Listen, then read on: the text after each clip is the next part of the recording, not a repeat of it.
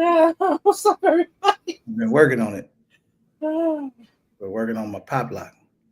That's funny. It's- That's the hardest part, bro. When you like here is that's easy, but once I get here now, Uh, the fact that I got a little older, something happens with my rotator cuff. It's real hard to get it to the other side, but you're popping and locking like it used to, huh? it pop, it just don't lock. I don't know. What It up, is Rick? what What it up, is. man? Big? Shannon was cracking. White Ram Bizzo, my buddy, in the Mike building. Rambo, what up? Mrs. Dr. Big? Brian, man. New Orleans in this joint. Hey, Dr. Brian. Dave the Hunter. Biggs, be more. Hey, Dave. What's happening? What's happening? Big Jizzle. Stu, Miss Biggs. We got the couples in the house. I Mm-hmm. like the fact that they're able to do this from two different devices. This way, there's a lot of independence going on right there. Tick BTG. Weezy, Dick Wayne, what up? Big T Jizzle, Snap, what's happening? Hey man, you know what was funny? Hmm. When we was at the meetup and Snap was like, he said, he say, cause you be like, Snap, what up, bro? And then he Hmm. don't say nothing. Cause he said he gotta get used to answering to Snap. Oh, okay. He telling everybody his real name, Right. you know.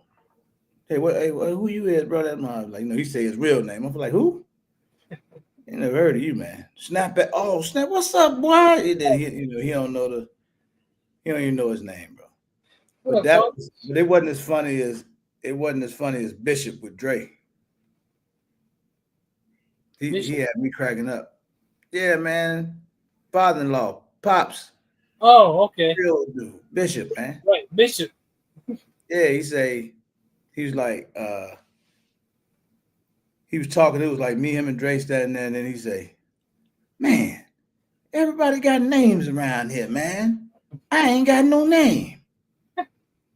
You ain't got no name, ain't you, Bishop? Right. Yeah, I guess you do. What's your name? What you mean? Oh well. Philly slow, what's happening, brother? What up, Philly? What's going on? You know, well, I might say this later. Hmm. I'm really contemplating changing my live schedule.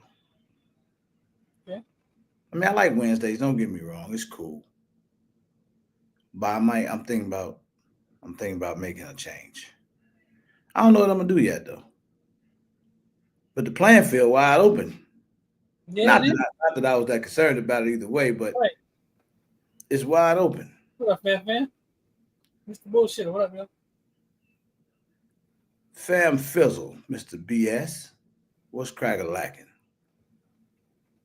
Hey, tonight gonna be real good, man. But I need y'all to be live with me though. All right. I need y'all to be like in the moment. Cause if you saw the title of tonight's live, it's gonna be good. I saw BP. BP, what's up, man? Cause I saw Yeah, I his did. name. What up, BP? I did. I thought I saw him. I saw it early. What up, Ramsey J? Yeah. And it's not a trick question by any means, but I don't mean the question the way you may think I do.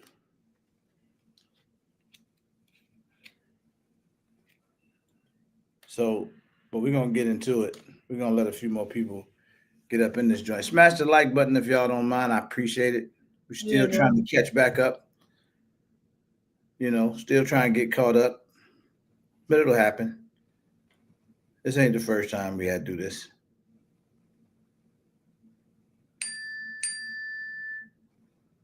What the So, hell is bro, this? remember you said something to me earlier?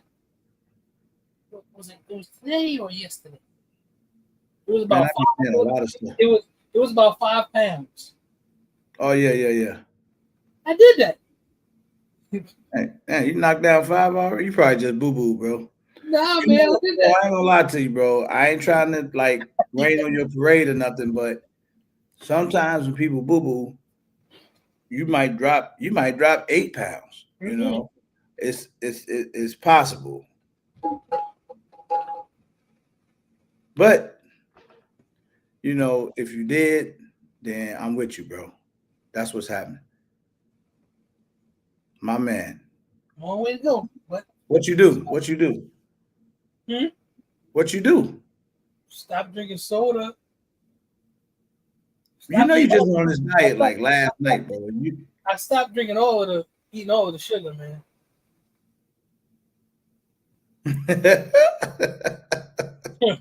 He's stupid.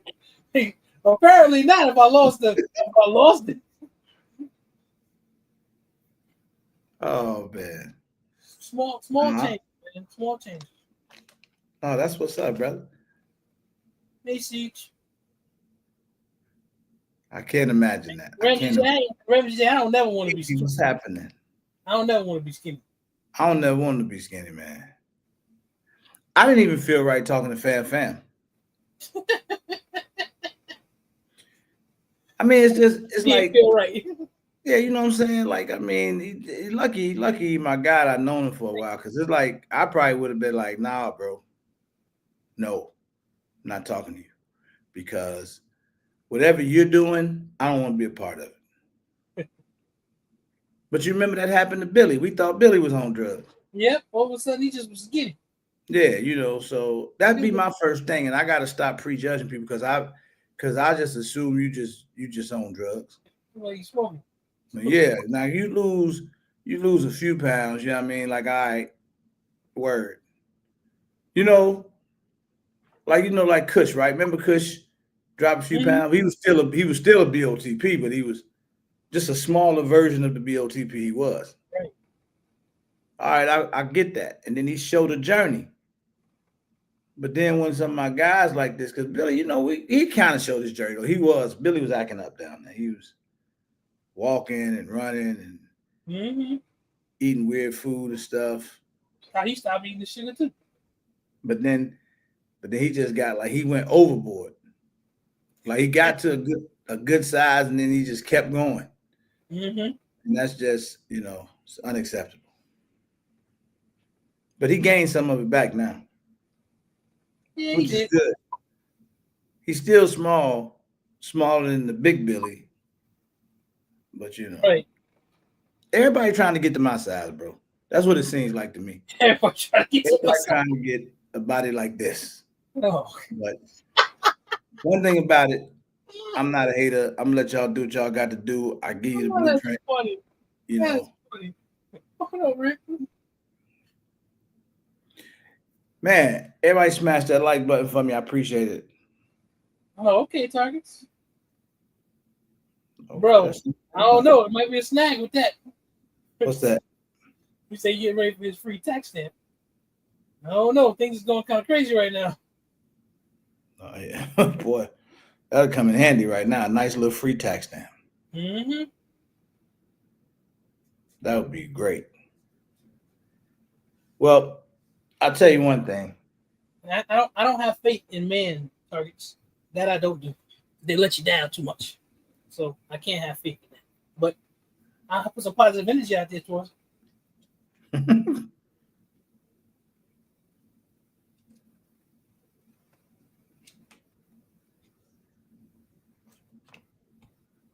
But the way it's looking, something's gonna go through there.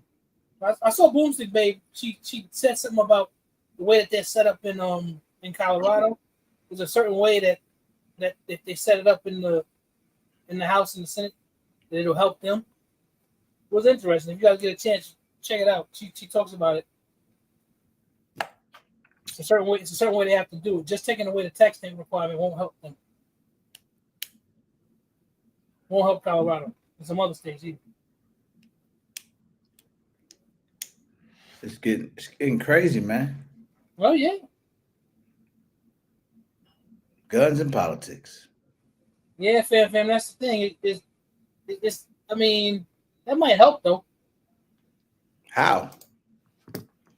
I mean, somebody might be able to argue, hey, the laws this and that. I don't know. I'm just trying to think of a way maybe it could help.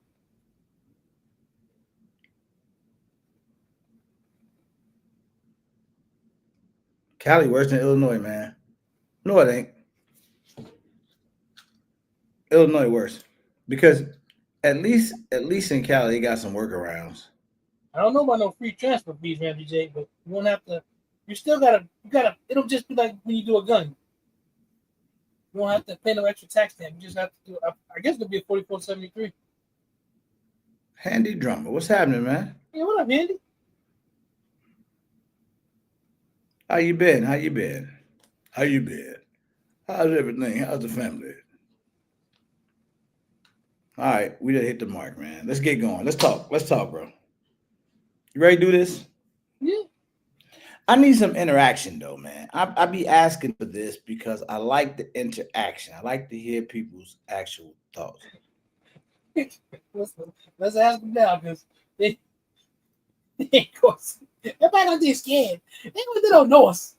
That's what I'm saying, bro. They be acting like we brand new around this joint. Yeah, they don't know us. So the question tonight is what you trust your life with? What do you trust your life with? Like what things do you trust your life with? That's the question. I mean, y'all can put it in the chat. We're gonna put the link out there though, because I like for people to actually talk because no, I don't read very well. That's first and foremost. Secondly, I'd rather not read it. I'd rather just hear you say it because sometimes messaging can be misinterpreted. But I'll start with you, bro. Mhm. You know, what do you trust your life with, bro? Like Me, we hear this a lot, right? You know what I'm saying? We hear it a lot. I trust my life with me. Me, that's what I trust. What up, Sean? Sean said, I have this understanding that I know anything can fail. So see, you're gonna give it away already. I don't like when you do that, bro. I but don't it's like not. when you give away the end of the movie. See, the But it's key not was really trusting your all life. right, y'all. Zach done already ruined the movie. This is about the 50th time he done did this. I was hoping Really said it myself. You play see? along because what my goal was to start, and I didn't mess it all up. My goal was to get everybody start mentioning their favorite guns and their handguns and all of this. People still gonna do it. All been back around to, you know, ultimately, I think this is just my opinion though. And I know some people will be like, yo, they're gonna differ. And it is what it is. But I be feeling like no, he didn't read. He don't never read it, bro. He always gonna tell that he do it all the time, man.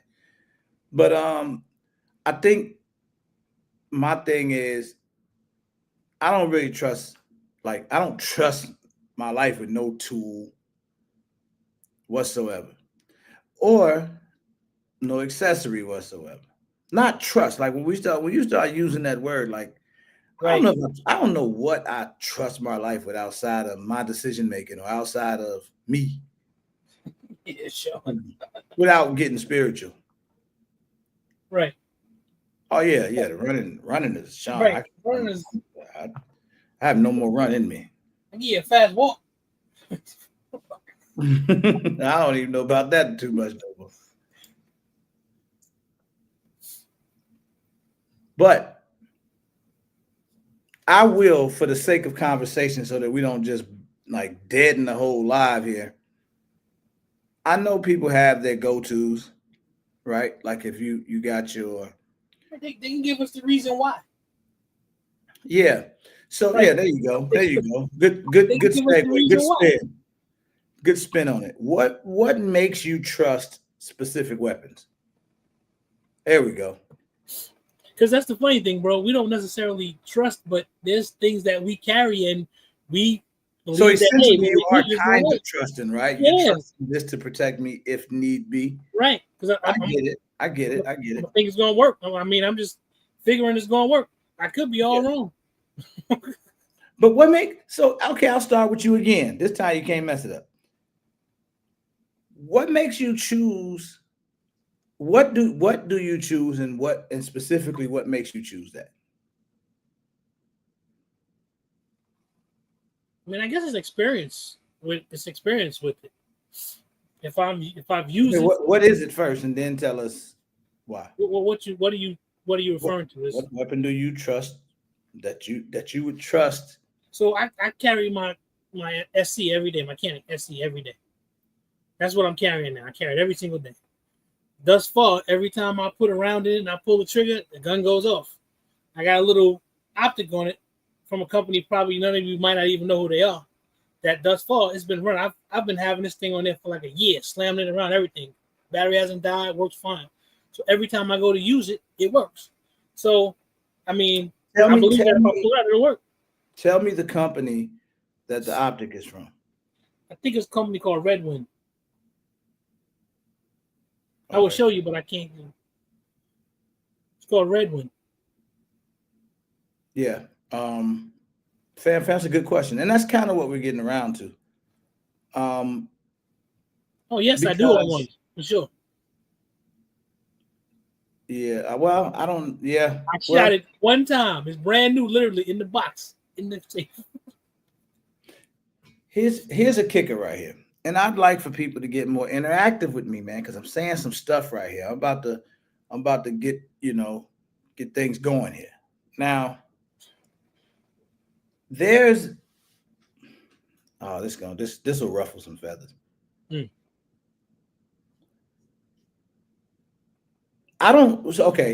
So fam just asked the question, do you have a gun you think is unreliable? Mm-hmm. So fam, I'll pose a question to you. I'll just swing that question around. Do you own a gun that you know is reliable? What up, heathen? Or do you just believe it's reliable? You gave it away again.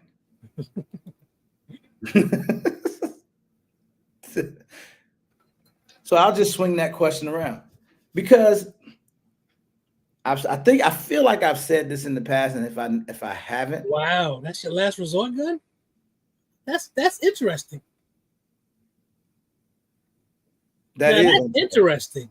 That is so. This is my thing. This is my thing, right? Most of what we reciprocate is what we hear.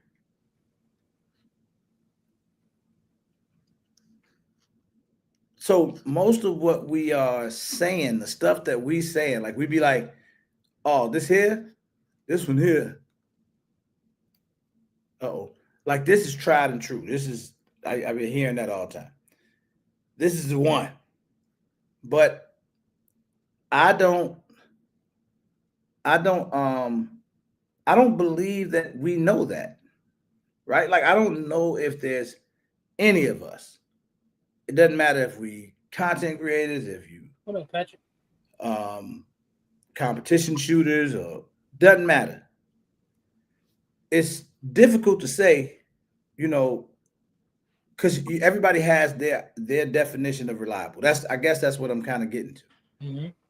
And we've had this conversation quite a few times. Like, well, what do you do with that firearm or whatever before you decide, yeah, I can carry this every day?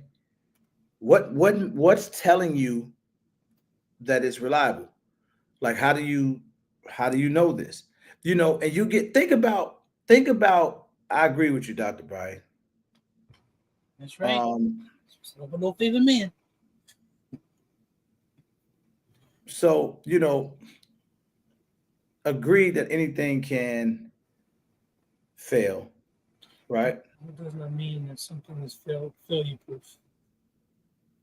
That's an interesting statement. It is. I agree, but it's kind of weird. Like if you say, if that's the case, then all guns are reliable. now you opening up the can of worms, bro. Now you open up something now. I mean, if that's true, right? Got you, Dan. Because again, we are in the golden age, right? Mm-hmm. Yes, we are. Technology, firearms. There's so much going on right now. Mostly, what you tend to shoot a fireworks. Oh, fat. What I do? What's happening? Most revolvers are reliable. And the funny thing is, I can agree. I can agree with that, but revolver can mess up too. It's funny. That's why I like these conversations. The nuances of these conversations I like. Everybody should. I mean, before we even go any further, everybody should always understand that. That's the cool thing. Now, that's one thing that I pick up from a lot of guys who actually shoot competition, because one of the things that they have to be really good at is like tap racks, clearing malfunctions. And it's almost like they train to clear malfunctions. Not only competition, a lot of guys train to clear malfunctions because you know that it can happen, right? You know that it can happen. So that's why it's always good to have that in the back of your mind. You get what I'm saying? So a guy said this to me. This is not me. So fam, don't yell at me and nobody else, because I did not say this. And I'd be happy to say who said it if he's in here. Some of the guns that fail the most are 2011s. That's the truth. And that came from a very, very experienced shooter. That's the truth. Like very, very, very, very, very experienced. Devil Roll, what up, man? Devil Rizzle, what's happening, man? Ramsey Jizzle, if I didn't speak to you, Thomas. Anybody I didn't get a chance to speak to, what's cracking? But not only that, Right, so intolerances. Think about we talk about high points a lot, right? It's crazy because high points still rolling, man. I mean, bro, you know my experience with my high points. My experience with my high points is that they work. I didn't have any problems out of it. I'm not here to defend them or bash them. What I'm saying is people own them. Some guys will be like, yo, it worked. Mr. Dixon, what up? You know what I mean? Like, it worked. They've been making guns for a long time. Yeah. Got my C9 for $60. It is what it is. Yeah, that's a heathen. That's what I'm saying. When you said that's your last resort, I'm like, that's interesting to me that you say that, because I would think it would be something else. Is there a situation where you would? So one of the most boom boom room conversations that we ever have. What up, Chris? Is, man, it go down. I'm going to grab my S25, 17, and 7.62 with the inline flamethrower barrel on it.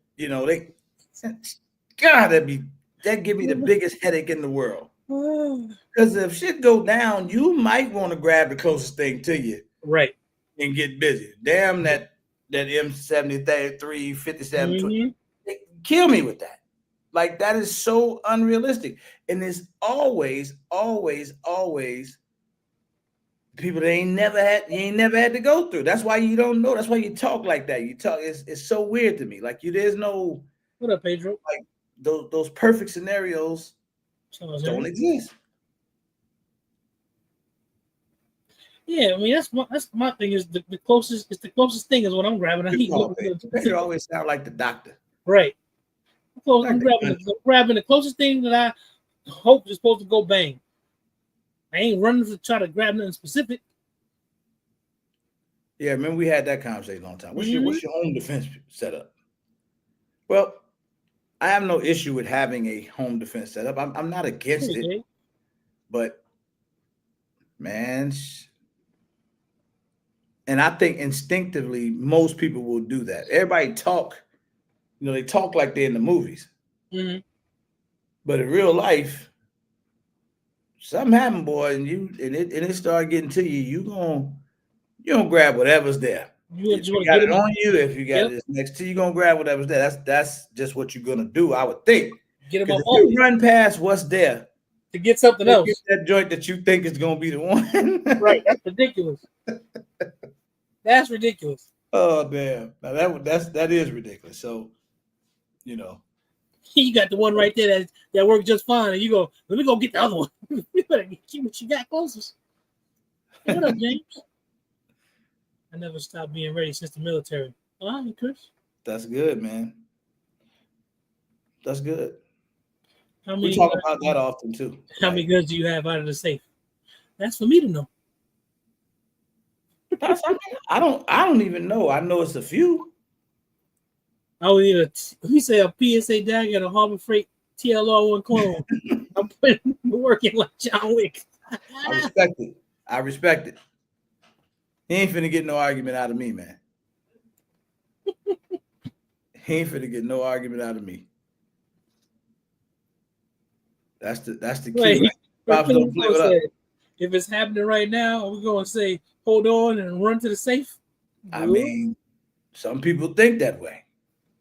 Now I set this one up for this. Feel me? What up, Pop?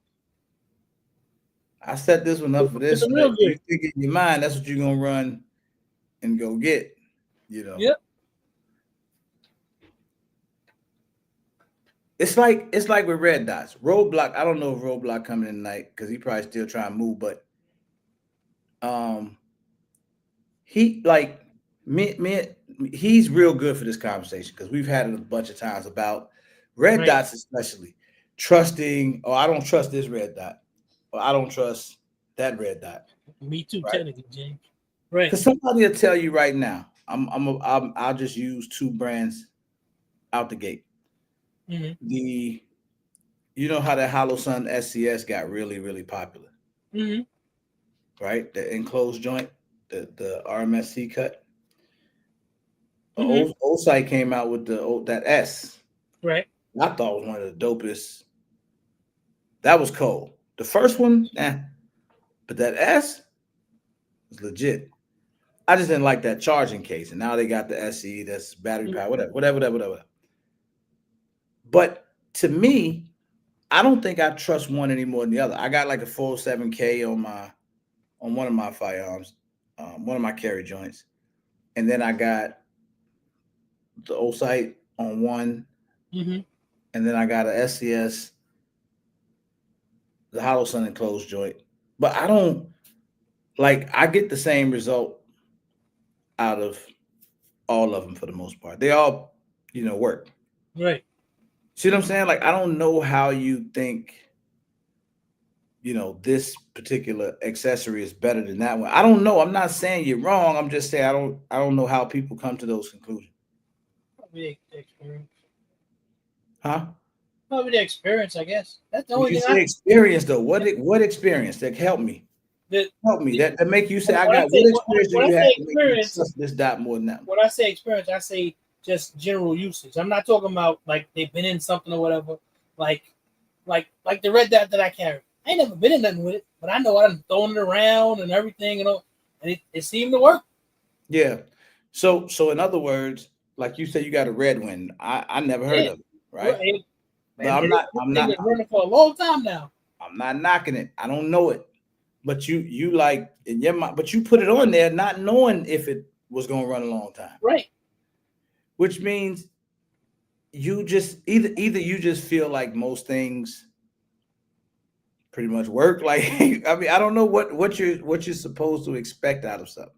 It was sort of like me testing it.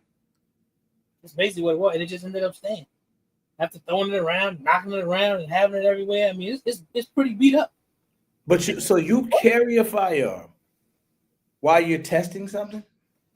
With that red dot I did, yeah.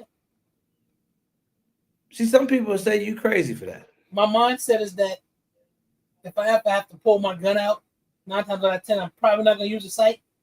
So I said, I'm going to be point shooting anyway. So hopefully the dot will work if I need to use it. That's literally how I thought about it. Well, just so happened to keep working. I mean, that's what I'm saying. Like Ramsey J may be crazy, but I had a thought process behind it. So, but again, though, I didn't. Well, I've said this before, man, and I get a little knock for it every now and then, but I don't care. I stand on what I say. Like me, it's like, but I see what you're saying, fam. But I don't even know most people that, like most everyday people that's not in the space or not content creators or whatever, most everyday people are not shooting that much. And even most content creators are shooting. I can't even say most because that would be me speaking for these guys because I don't know. But it seems that most content creators are shooting primarily for content. Well, you can tell when they open their I mouth. can tell. I swear I can tell. I just don't call nobody out, but I can tell. You I tell can when tell. they start talking that they don't Yeah. really. Anyway, you can tell when they start talking. At the end of the day, though, we still don't know. I don't care who you are. You can't tell me, oh yeah, this right here, this is reliable. Okay, Man, I hear it. Oh, okay, bet. But that don't mean nothing to me. In my head, it's still I know that they all can fail at some point, or I get it. Like there's nothing that I just totally trust or believe. And I say it myself because I feel like I'm programmed to say it. It's by habit, more than by, what's going on. It's just, you just force a habit. You hear it all the time, you say it, you kind of repeat what you hear, that type of stuff. But, everybody has I bet you won't find a single person that will say a Glock is not reliable. You will find somebody, but they be some people just hate Glocks. Because that's the thing. Because Fam said that earlier. I'm like, in my own personal shooting adventures, I've never seen one fail like that. I haven't. I've seen it. Well, but maybe they were modified. But I've seen a couple Glocks fail. But I don't see. You don't hear it very often. Right. I get what he's saying. You don't hear it very often. Like you fail anytime. But you don't hear it often about like 2.0s. Like they No, run. You don't. You don't hear it often about PDPs. No. These guns tend to run. But most guns run. Nowadays, that's right. Now most of them will run, especially for how much we're shooting them. And to Fan point earlier, people, we all had these guns and we don't shoot a lot. Well, not we, but people that have talked about the guns, they don't shoot them a lot, whatever. If you own more than, let me find a number, 25 guns, right? Maybe not even that high. You're not shooting them all a lot. No, you're not. Ain't enough time in the day. If you say you're running thousands and thousands of rounds through every one of them guns, you cap it. Right? Yeah, you have to. You cap it. It's not possible. Yeah, but Pedro, to be honest, if your iron sight flies off, the gun will still shoot. He said it'll stop the gun from shooting. You might not hit nothing, but right, you can. And when that gun start going off, everybody's mind jumps, whether the sight is on it or not. That's hilarious. What's up, man? What's good, fellas? What's good? Look, first of all, let me let you peep out what I'm doing right there. That's a fire hat right there. Stop playing. That's limited edition. No doubt. No doubt. I gave you a shout out on my live the other day. I wore it on my live. Appreciate you, man. No problem. Appreciate you, bro. He said, no, we're moving the goalposts. No, we're not moving the goalposts. We're not moving the goalposts, Pedro. See, you didn't ask me. But he's right, though. He's not wrong. He's not moving the goalposts. A failure is a failure. No, I ain't saying moving the goalposts, but he's saying it's a failure. Like not so much a shooting failure, but it's a failure of the fire. I get what you're saying. Here's what I would say. Like when people are like Glocks don't fail, or M&P 2.0s, what I would say is when we're thinking about this in the context of a self-defense situation, right? In most cases. So if I have seen plenty of people, a Glock will, they have to tap and rack it or whatever to free a jam or whatever the case may be. You train for that, right? But if that situation happens in a self-defense situation, guess what? You're screwed, right? So I haven't seen Glocks have a colossal failure where, something major happens, but I have seen people have to clear their Glock when firing. And if you have to do that in a self-defense situation, you put yourself you're in a bad situation at that point. But that could be any gun though. 100%. So that's what I'm saying. There is no this. I don't remember who it was in the chat, but somebody said it's not about what gun is reliable. The real question is more like, what gun do you trust the most? And to me, the gun you probably trust the most is the one you have the most experience with, the one you've had the most rounds through, the one that you've built up a comfort level with using it and manipulating it. Whatever that gun is. I don't care if it's a high point or if it's an infinity or anything in between. Here's a reality, and this probably pertains to content creators more than anything. Most people don't shoot their gun that they carry the most. Think about it. The gun they carry, you're not shooting the most. Like, people will say it because it sounds good, right? It sounds like the right thing to say. I'll keep it 100. I definitely don't shoot my carry gun more than I shoot other stuff. Right. I do shoot it. I do from time to time. And I mean that like I'm being as real as I can. From time to time, when I go, I'm not that every time I go to the range, I got to run 50 rounds. No, I don't do that. I don't do that. I'll be at the range with the gun on me. Right. You won't shoot it. You carry multiple guns, or do you have like, this is the one gun and this is the one I carry all the time? I got two guns that I carry, but one more than anything else. And when I do shoot it, sometimes I like to, and my purpose for shooting it more than not is not even training with it per se, right? It's more like I'm getting the rounds out of it to switch the rounds out. So I'm shooting, I'm getting some groups, I'm taking some shots with it. I load it back up, racket, put it back on me, and I'm done with it for that day or whatever. So, and I don't do that maybe 2 times a month, maybe. And that's me being realistic. And I'm not saying everybody's like that, but if you shoot your carry gun 2 times a month, that's more than most people shoot their gun, whatever gun they got in the whole year. Right. That's what I'm saying, bro. A lot of people out here are not shooting.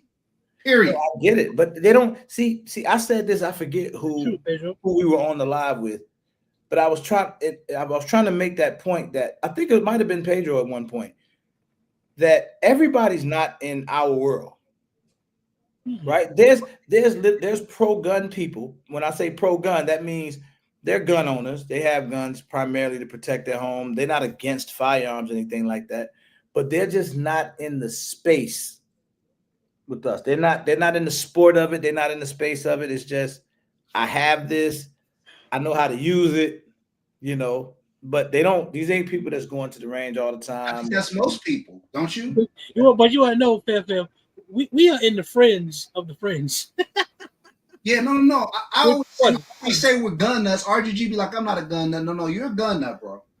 No, I mean, I am. I'm in the space with everybody else. Like I can't separate myself from the pack. Like I love firearms. I like shooting. I always have. Like I like to shoot different guns. I just like it's fun, right? I get it. Then it's just different walks of it. You got your Pedros, who I don't give a damn what you say. He gonna flip it to training, like he just did. I don't care what you say. He gonna flip it to training. Then you got your guys you got your Armels who just, man, listen, let me shoot this Galil. Let me go have some fun with this style. Let me go shoot this. You just having fun. You got people from, and that's what I love about the community in general, because you got people from every level, right? And everybody think their level is the right level. Yeah. And whatever that means. There's no shame. When I say most people don't shoot, I'm not shaming those people. Do you? Whatever you feel comfortable doing, I'm not here to shame anybody about how much they shoot or how much they don't shoot or anything. I'm just saying I can't knock nobody, bro. I don't knock anybody for whatever they do, because like, again, it is what it is. You can encourage people to do certain things. Sometimes we even talk about training. Like you can go and take paid training classes, or if you know people that you can go out and train with, whatever the case is. A lot of people can't afford to go and pay a trainer right $150. Let me go train for a couple hours, and and get whatever I need to get out of this. To most, it ain't even that serious to them. Right. It ain't that serious to them that they'll take that money and go and spend it on that. You know, a lot of people, hell, it take them forever to spend the money to go get their concealed carry if it's something they had to go pay for. Right. You know, so we see this all the time. But I know, like, how funny is it? And I feel like most of us came from this. How funny is it when you get somebody, you know the person when you ask them what gun they get, they say a 9. Right. Like everybody knows some of those people. I know I do. I know a bunch of them.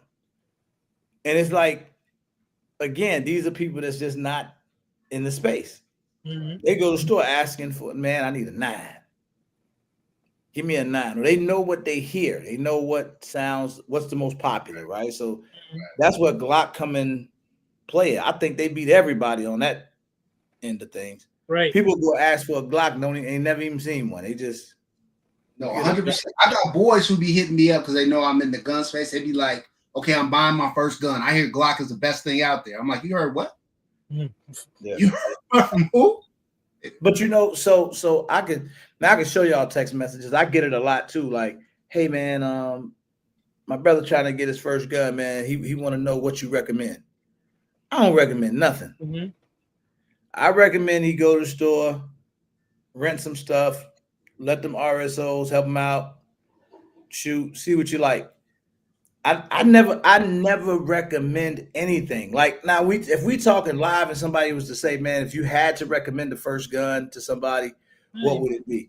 Then I got a couple ideas that I think would be good options, you know. And that's my opinion, right? Like if I had to think about when you first started shooting and think about what you shoot now that would have made you comfortable, you know, as a first gun. Right. If somebody who never shot, I'm not, I know people against this, but I'm not against putting a 22 in somebody's hand.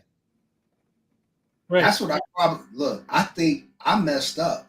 So I shot when I was a kid. My dad took me out to shoot, right? But then I didn't shoot for years. And I remember the first gun that I picked up was that Beretta PX4 Storm.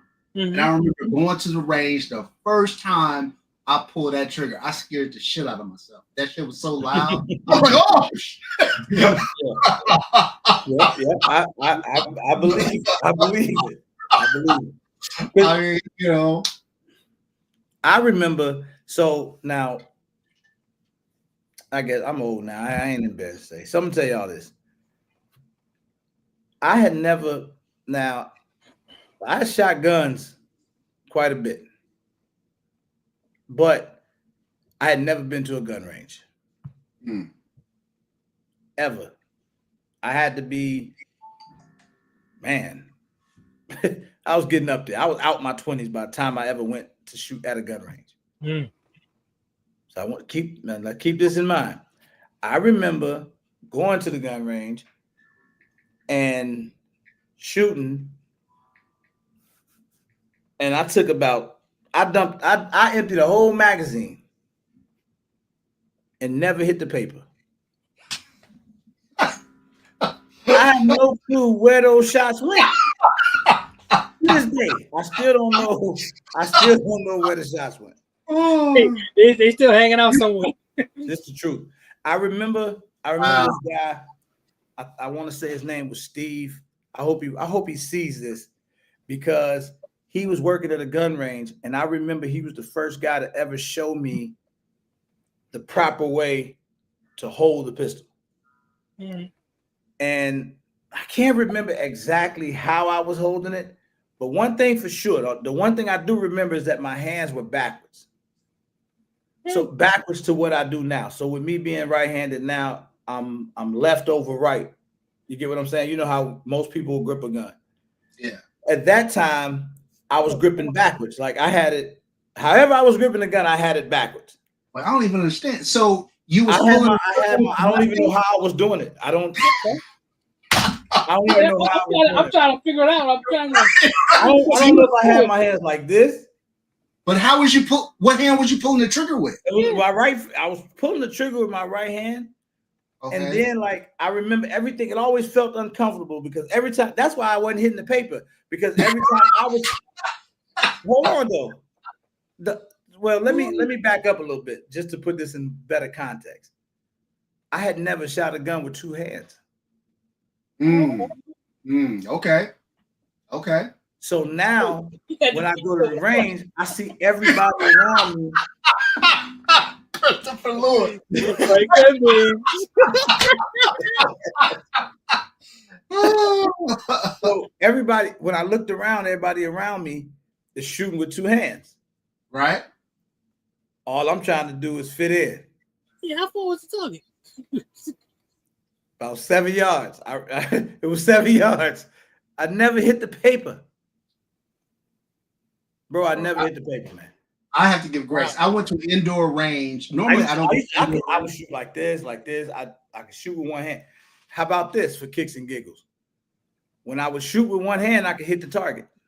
Yeah. That actually makes sense to me. It does. That's a whole other conversation. But when I was shooting with two hands, I couldn't hit the target. Right. Because the other hand got in the way. Right. That's a true thing.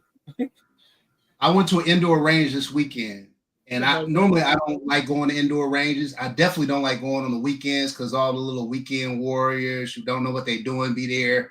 It always makes me paranoid when I hear the range officer at the desk explaining to them how a gun works, and now they're about to go in and just start shooting. Right. Right next to me. So I come in. I usually try to get in and get out. I just wanted to get a few rounds to this gun real quick. So I go in and I'm shooting, and I got it at like 10 yards out, right? The people next to me got theirs at couldn't be no more than 3 yards out. Bro, you talking about how you was missing paper? It'd be like, it was like 2 or 3 shots on the paper. Spread all over the place from 3 yards. I was like, I got to get out of here. I got to go. I shot like 3 mags and bounced. Yep. You know, I did the same thing, bro, last week. Went to the indoor range. Nothing weird happened around me. I just didn't feel comfortable. I don't know what it was. It ain't the same to me no more. And then it was like, it was so loud in there. That too. I'm so used to just grabbing my op mods, throw them on. Not in there, man. I had to go back to the car, get the over the ear joints. I must be going deaf then, because I put my in the ear joints in and I'm fine. At an indoor range, you are? Yeah. I double up my ear. I don't double up. I don't put no overhead. People next to you shooting them, boom. You're like, whoa. I'm like, forget that, man. But I guess like the kind of the point of it, I know, Randy. Would be, what's up, Gina? I think kind of the point of it is, you know, when you think about it, right? Gina, let's talk about people that can't shoot that well. Like, so when you think about like if the newer people that's newer to firearms, right? They're not going to be as in, their thought process is not as in depth as ours. Right. Right. We thinking way past what it is, right? The idea is, I remember shooting with her in Ohio, and her just being so happy to get decent groups. Mm-hmm. Right? It was never about the trigger. It was never about how the grip felt. It was never about, you know what I'm saying? It was never about any of that. She was just shooting. She's just shooting, learning the fundamentals, or just getting good with the fundamentals. And a lot of that is what most people will do. Like, most people just feel like I can shoot good enough to get by. Right? I remember you, fam, you made a whole video about it, or a live or something about like what constitutes you as a good shooter. What makes you a good shooter? Right. Or you hear somebody, well, I can shoot, but then you're gonna get the extreme guy. I ain't gonna call him extreme. You're gonna get the more guys who are more in depth, gonna say, well, it's easy to stand there and shoot 10 yards, right, and get a quarter size group. But tell that to somebody, tell that to Skilly. Well, but I hate when people say that. Oh, it's easy to stand there and do it. No, No, it's not, nigga. You couldn't do it at one time either. It's not easy. You had to develop that skill for you to be able to do it. So that's what I think people forget. I think guys who are like, and I hear it a lot from competition shooters who crap on people who don't shoot competitively, right? And I'm like, you are forgetting where you started at in your journey. You acting like you started day one doing bill drills in 1.4 seconds. No. You sucked. There was a time when you sucked. Yep. And guess what? Compared to other people, you suck right now. Exactly. You still suck. So it's all relative. It's all relative. And so I just try to remind people, like, look, you need to be good enough to do what you need to do. Right. And you got to be around. You got to be around the right type of people. Be around the right type of people. Because I done been around guys who, man, they really eat, sleep, shit this stuff. Like it's all they do is shoot, man. Like, and I'm down here. I'm around quite a few. Like, think about like Gamage and those guys that like. I think he shoots circles around most people. Just period. But these are guys who they're not here to knock you. Right. I don't care. I don't nobody knock you. Knock me, I'm gonna knock you back. Because there ain't nothing you can say to me to throw me off my square. Because I know how to defend. Because see, I get into that conversation with you. Well, damn, you do that pretty good, man. I mean, wars you really been in though. That part. Right. So I always, whenever they come at me like that, have a real conversation. Right. Whenever they come at me like that, I said, tell me what your split times are when people are shooting at you. Right. And there you go. Because that's what really matters. So for me, I don't get caught up in that, but I like the idea of it. When you're in the sport of it, yeah, you want to get better, you want to get faster, but you're not finna catch these guys. You're not finna catch the JJ Ricasas and right. They've been doing it too long, and they ain't finna get no worse. Right. So at the end of the day, that's not what it's all about. Like there's guys that do that, and they're in that pocket. Mm-hmm. There's people that just like to shoot, have fun shooting, and want to be able to protect themselves if they have to. And fire yearly, but don't touch a gun. That's true. Yeah, that is true. That is true. Yeah, that happens, man. Man, listen. When the first time I saw that, I remember I was at an outdoor range, and there was some guys. Well, a guy that I knew had a bay next to me, and they were doing some training. And two of the guys that he had in the bay with him were police officers. This is when I was still in Chicago. And I go over there. I was like, yeah, he came by, hollered at me. He like, man, just stop by before you leave. I'm like, all right, bet, So I go over there. I stop by before I'm leaving. And I just stood there and watching for a little while. And these guys, two of them were police officers. One of them had been a police officer for 9 years, and the other one had been on the force for like 2 or 3 years. Mm-hmm. Couldn't neither one of them shoot. Yeah, I've seen it a lot too. I don't want to knock it like they wasn't hitting nothing, but it wasn't like my man's who training them. He's not a police. He ain't none of that. But he's teaching them, like he's trying to get their skill set better. Mm-hmm. Like when I'm looking at him, like, oh no, I'll outshoot both of them right now. Mm-hmm. And that just comes from my own repetition, like because I'm shooting that much. But it was terrible. It was awful.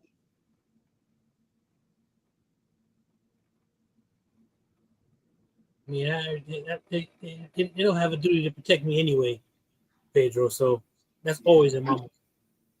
My dad was 35 years on the 4th LA County Sheriff, and he said on numerous occasions, by the time he gets to a scene, he's there to take a report.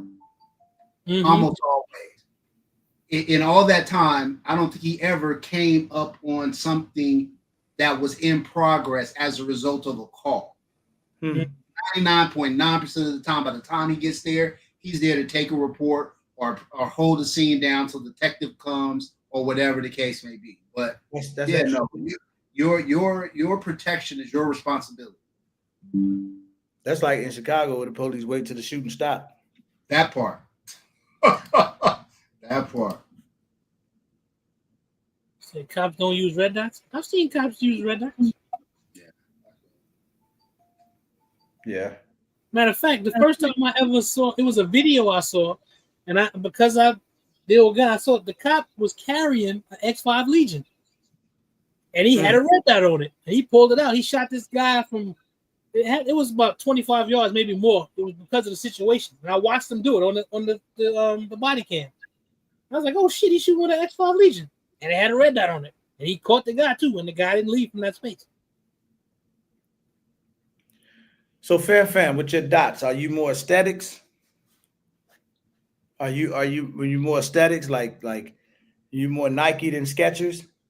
Are you more Jordan than Air Force One? You know what I'm saying? Like, is it? I just did a video on this, so I don't want to make it seem like I'm not.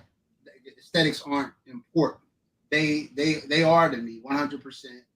And I want a dot that's reliable. But I think we're at the age in dots that you can get a reliable dot that doesn't break the bank. Like you can get a reliable dot that's going to hold zero, that is, that is constructed well, that can take a little bit of abuse. But you got that thing going. You got that thing going. Because I kind of got it too, just not on at the level you have it. But like I got that thing too. Got it. Like you're never, under no circumstance, gonna put like an old site on one of your 2011. You're just not gonna do it. No, I'll put it on 2011. I'm not putting it on an expensive 2011. I'm not putting it on. I'm not gonna put a $150 optic on a $8,000 gun. I'm not gonna do that. So let me ask you this. It's funny you say that because we just said that we can find something inexpensive that'll work. Right? But here's the thing, RGG. I can find an inexpensive gun that will work. So if I'm spending $6,000, $7,000, $8,000 on a gun, I've already made the decision. I'm going all out. Why so much emphasis on dollar amounts? I'm just saying. I'm just because we just talking about. No. This is just general. This is not just to you. I'm saying why so much emphasis on dollar amounts. So if I spend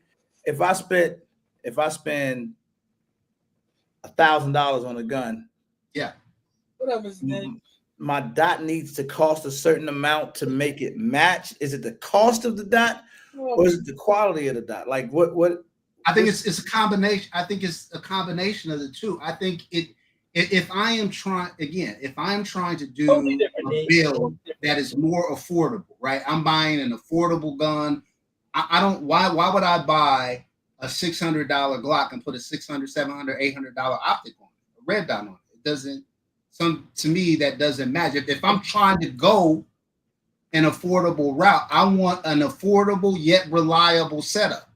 Now, we already talked about diminishing returns, right? Like you get to a certain point and incrementally, the more you pay, the less difference there is in the firearm. So if I've decided that I'm throwing all that to the wind and I'm going to go all out and buy some expensive gun, then I want a dot or accessories that fit that theme. At least that's my mindset. You asked me how I do it. I respect that. Listen. I did that one time, and I ended up. See, that is just snob talk. Accessories cost as much as the gun. See, I don't like when Siege do that. I don't like when she do that. What? Because she's a very intelligent woman, so she will speak intellectually, basically to say, you get what you pay for. That whole thing that I'm totally against. I don't believe you have to spend more money to get better quality. I just don't believe it. And I'm not saying I disagree with you there, RGG. I just don't believe it. I disagree with you there. And so what I would say, and I think I did this on the video the other day. What I would say is it's not always the case. You guys lean into that. That's not always the case. And I would 100% agree to you that it's not always the case. Just because you spent more does not mean you're getting better quality. One of the most popular. However, I would say most of the time, when things that are higher quality cost you more. Most of the time. That's Not all the time, but most of the time. Yeah, of course. I'm giving you my opinion. Yeah. In my opinion. There we go. Now we're talking. We gotta add that, right? In my opinion. Yeah, Gina. Well, I've said that 3-4 years ago. You always get what you pay for. I just sort of look at all of this stuff now because we're in the golden age of firearms. We're in the golden age of accessories too. But all of this technology, all of this technology is old now. None of it is new anymore. You got some people that come along with some things. They may rebuild it. They may put a different cover on it, but the technology is old. But Pedro, that's why you can right now to put Pedro low price. Pedro argue with you right now, and up and down, that a Vortex Defender XL is better than an SRO. Well, here's the funny thing about so I just put a Vortex Defender XL on my Staccato P, right? Okay. They ain't cheap. No, they're not cheap. Remember when they first dropped and you could get one for like $180, $190? They would have these. Where was you getting that at? Yeah, when they first dropped, you would find sales on them. Now it's just like, remember when Hollow Suns first dropped? They were like Sealy prices. Now the Defender I've never seen for no one. I saw it for $200. I saw it for $199, and I didn't buy one at the time because I didn't have anything to put it on. And then now, what are they running? Like 300, 350, somewhere in there? Yeah. Easily. So that's not no cheap, Doc. That's cheap compared to the $500 and some odd dollars that cost. Is it? I mean, that's $200. That's a whole other optic. You can add your Swamp Fox in there for them extra $200. You can say the same thing about the $150. We talk about Olights and Sealy's and stuff like that. I be wanting to ask people for an XL. It's a good optic, BP. You say what? The BP said he got his for $192. That's what I'm saying. For where? For $192. Dude, this was when they first dropped, Zach. They've been out now for well over a year, right? But when they first came on the market, I remember in one of y'all lives, somebody was talking about it. That's when somebody had a deal on them. I remember that. That was you could find what's that store name? Who? But it wasn't the actual. It was their version of the XL, and it was cheap. You're right. A lot of people was buying them too. Okay, Tina, I will. Review is tomorrow. Yeah, so watch the review. I remember that. Yeah. But so I don't know, man. I think like all of this stuff is cool. I think and I've been learning so much now because I'm getting to meet so many different people. So we had said this like a year ago, and I talked about how the YouTube content creator in the gun space world is different from gun content guys on Instagram. It's two whole different worlds. Like some guys kind of crisscross a little bit, but for the most part, it's pretty separate, right? We might all post on IG, but there's an IG world over there. Most of the guys on IG are typically more the instructor side, more of the trainers, that type of stuff going on. And then on the YouTube side, you're getting more like reviews and this, that, and the other. Whatever. So there's always that knock kind of back and forth. Because you'll see guys that'll swear by things that aren't very expensive, right? Like they will use these things and use them very well. And I see it a lot. This is why I'm never sold on dollar amount, because I got a good buddy of mine, young fella, but it's my partner. He all good. And I watch him shoot a lot of stuff that don't cost a ton of money. And he's shooting amazing. You know? Yeah. And he might be the biggest young content creator out there. We watch him do it all the time. Grab a Glock, 100 yards, grab, Sealy optics, got him on his guns. This is This is his thing, and he's shooting all the time. He does this, and he don't get caught up in the hoopla of this better, this, because this is all of this comes down to our opinion, which is all good. But you think about it, what makes him any worse, or what makes that bad? Is that bad in any way? No, I don't think so. Like, I guess the point I'm trying to make is you it doesn't matter. I think it comes to who's behind the gun. 100. I was just about to say that 100%. I got a boy who's out here who's a grandmaster. He'll outshoot you with a high point, and me. I can shoot my most expensive gun or whatever. I can give 99% of the people out there my most expensive, and they ain't outshooting him with a high point. So you don't. I've said this a million times. You don't need. People be like, do I need it? No. You don't need an expensive gun. You don't need anything expensive. You need something that's going to operate reliably, relatively reliably. And you can find that for very, very inexpensive. You can find that for a couple $100, a few $100. Yeah. That's all you need. Now, if you want a nicer, better, higher function, then fine. But you don't need that.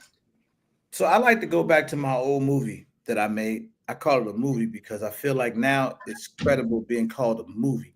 Because I used to say something in the lives that used to get me a lot of backlash, but now I can really stand on it. Remember, I used to always talk about when we always talk about buying different things, I'd be like, it's a bag game. This is like my favorite phrase. Mm-hmm. It's all a bag game. Like if you can do it, you do it. If I say, if I can afford to pay this for this, I go do it. If I like this and I can go get it. That's on you. But it's a bag game. Don't tell me that what I have ain't right or ain't good because I didn't spend X amount of dollars on it. You see what I'm saying? 100%. I don't think I've ever done that. I can just say if somebody asks me, like if somebody asks you, RGG, what's better? What's the better gun? Your Legion Precision Chirac or your Taurus? I think you would probably say, "Oh, the Legion Precision Chirac is a better gun, better manufacturer." But there has to be some context to that, right? Like there has to be because that's not the context. But that's because that's not logical. I think one good question when somebody asks, "What's a better gun?" The next question might be, "What are you using it for?" Now, if you ask me for what I'm using it for, if you said I got a Taurus GX4 or Legion Precision, which one you gonna carry? I'm probably gonna carry I'm gonna carry the GX4 because I'm not carrying no heavy ass Legion Precision around concealed carry. I can't. Like it's not gonna work for me. Okay, so just in terms of shooting, if somebody said which one is the better shooter, your Legion Precision Chirac or your Taurus? I get what you're saying. But that's the extreme, right? That's what we get. That's we get into the disagreements because that's the extreme difference where you say, let me take this high price 2011 and compare it to a $200 striker fire gun, right? Now, if you ask me, which one are you going to take, your Legion Precision or your Phoenix Trinity? Now I'm just making a decision on which one I like better because you see what I'm saying? Now we're getting into subjectiveness, right? Well, yes, those two guns are closer in terms of quality. But you just got through saying a minute ago, if you pay X for this and I pay a little bit for this, then you can't tell me that mine ain't as good just because I pay X. That's what you just said. So what I'm saying is, and I'm not backing off of that. I just don't think it applies. It sounds like you was backing off. It sounds like you was moonwalking. No. I'm not backing off of that.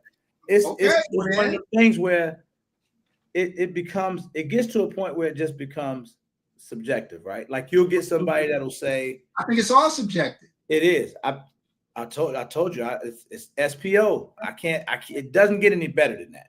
SPO. Everybody. We all should wear shirts. But I do think knowledge comes into play. RGG. There are striker fire guns, like I'm thinking about what's that Canic that's like $1,000? Not the TTI, but the other one, the Rival, right? Mm-hmm. So you can get that. You can get the steel frame rifle. Somebody can be like, "Well, what's better, the Rival or the High Point?" I think we all know that the Rival is better, and that gun is it's probably like 3-4 times the cost of that High Point. So what's the difference between? Hold on. How is that extreme between two? It's 4 times. It's a similar made gun, and that gun is. What's similar about a Canic and a High Point? Give me the similarities. That's true. What are the similarities? Similarities, bro. They're both striker fire guns, right? Am I missing something? Yeah, but they're talking about right now. Okay, so say a High Point. So let's say a High Point and a Glock. Is that crazy too? Because the Glock is twice as expensive. Why you don't just say a Glock in a 2.0, a Glock 17 and a 2.0? You're falling prey to the same thing that you complained about. You trying to narrow down the thing. No, it doesn't matter. We're talking about cost. Your point was just because better is subjective. You say we can all agree that's better, but at the end of the day, I'm asking you, is it better or no? Better is subjective, right? But is it better or no? If I was to go for the sake of argument, because what's better? What would be better? Okay, I'll give you this. Now this one right here, I'm gonna ruffle fan feathers because I watched this happen at the meetup with my own eyes. You brought out about $79,000 worth of guns. When? Just to the meetup, and it was only 2 guns. And people we were shooting them, and I was having an amazing time shooting them. As a matter of fact, I had 3 NDs and it still hit the target. This is real talk. I can't even make this up. Guns are amazing. Coy brought out one gun. I'm not going to talk about what it was. It was a Legion Precision. I watched. So you're gonna give my story away because I watched several guys shoot it, but every guy came back and said, I need to get in touch with this guy, man. I need to buy one of these. 100%. But you know what Coy told me? The Lucky Devil was the best gun he shot. Well, the gun you're talking about is his gun. So Coy came to me after the meetup and told me that Rafferty, my Rafferty, was the best shotgun pistol he shot the entire weekend. But he might not have feelings in his left hand and stuff. We don't know nothing about what. Here we go. Now you want Coy. But I'm talking about the hand foot, more than one guy, not just it was just Coy gun. The point I'm making is the gun. Who shot? I'm saying the point I'm making is these gentlemen shot a Legion Precision shot rack versus $7,000-8,000 guns that would double the price, and walked away and said, I like this a whole lot better. The point I'm making, that's what makes it all so subjective. That's almost making the same claim because we'll hear this talk about Coy getting all the strays. He wasn't even in the live. He just catching left hooks. But this is the thing though. The point I be making is it ain't always about me saying, oh yeah, just because this is less money, it's better. Bro, you got guys that are getting work done to these 2011s now, and it's getting to the point where it's just gonna start being hard to argue. It's really gonna start being hard to argue. I guarantee you, like they come in hard to argue. I don't. You're not getting any argument from me. If you're not you, but I mean people, even if it ain't you, people be thinking that oftentimes when the bigger dollars are spent, you getting better. I've watched, I know I don't even want to put them on blast because then somebody else gonna be catching strays. But I know some guys that's spending way less money and coming away with very similar results. Well, let me say this: $7,000-8,000 stuff, and they spending $2,000-3,000. This is how I get down. The difference I think between maybe me and some other people is that I don't just buy high end. I buy every level. I got that new Bursa coming. I got the Springfield Prodigy. I got the Bursa coming too, but that's because I work with XP Pro. I'm talking about that's cap though. What? What's cap? If you just start doing this must be a new 2025 thing, bro. Because the last 63 reviews we didn't see. Let me go scroll through and see if I see anything. Well, you need to watch more of my content then, bro. That's what I'm apparently I'm not watching it because I ain't seen nothing on nothing that other than that XP Pro that was. Because and see, sometimes how long have I had my Springfield Prodigy? How long have I had my Springfield Prodigy? That was before you jumped out the window, though. No, sir. No, I had atlases and all kind of stuff. I got the Prodigy because I wanted to hot. do. It was hot. I get it when it's something hot because it was hot. Because where your Mac 9 DS or you your making excuses. or your I Mac know my motivation for buying better than you know my motivation for buying. That's a fact. Now, that one I can't argue. I like to argue a lot of stuff, but that I can't. I buy stuff at the let's call it the lower end of the 2011 price point because I enjoy when I buy an Atlas or an Infinity or one of those guns. That's great. It's a great gun, but there's nothing for me to do to that gun.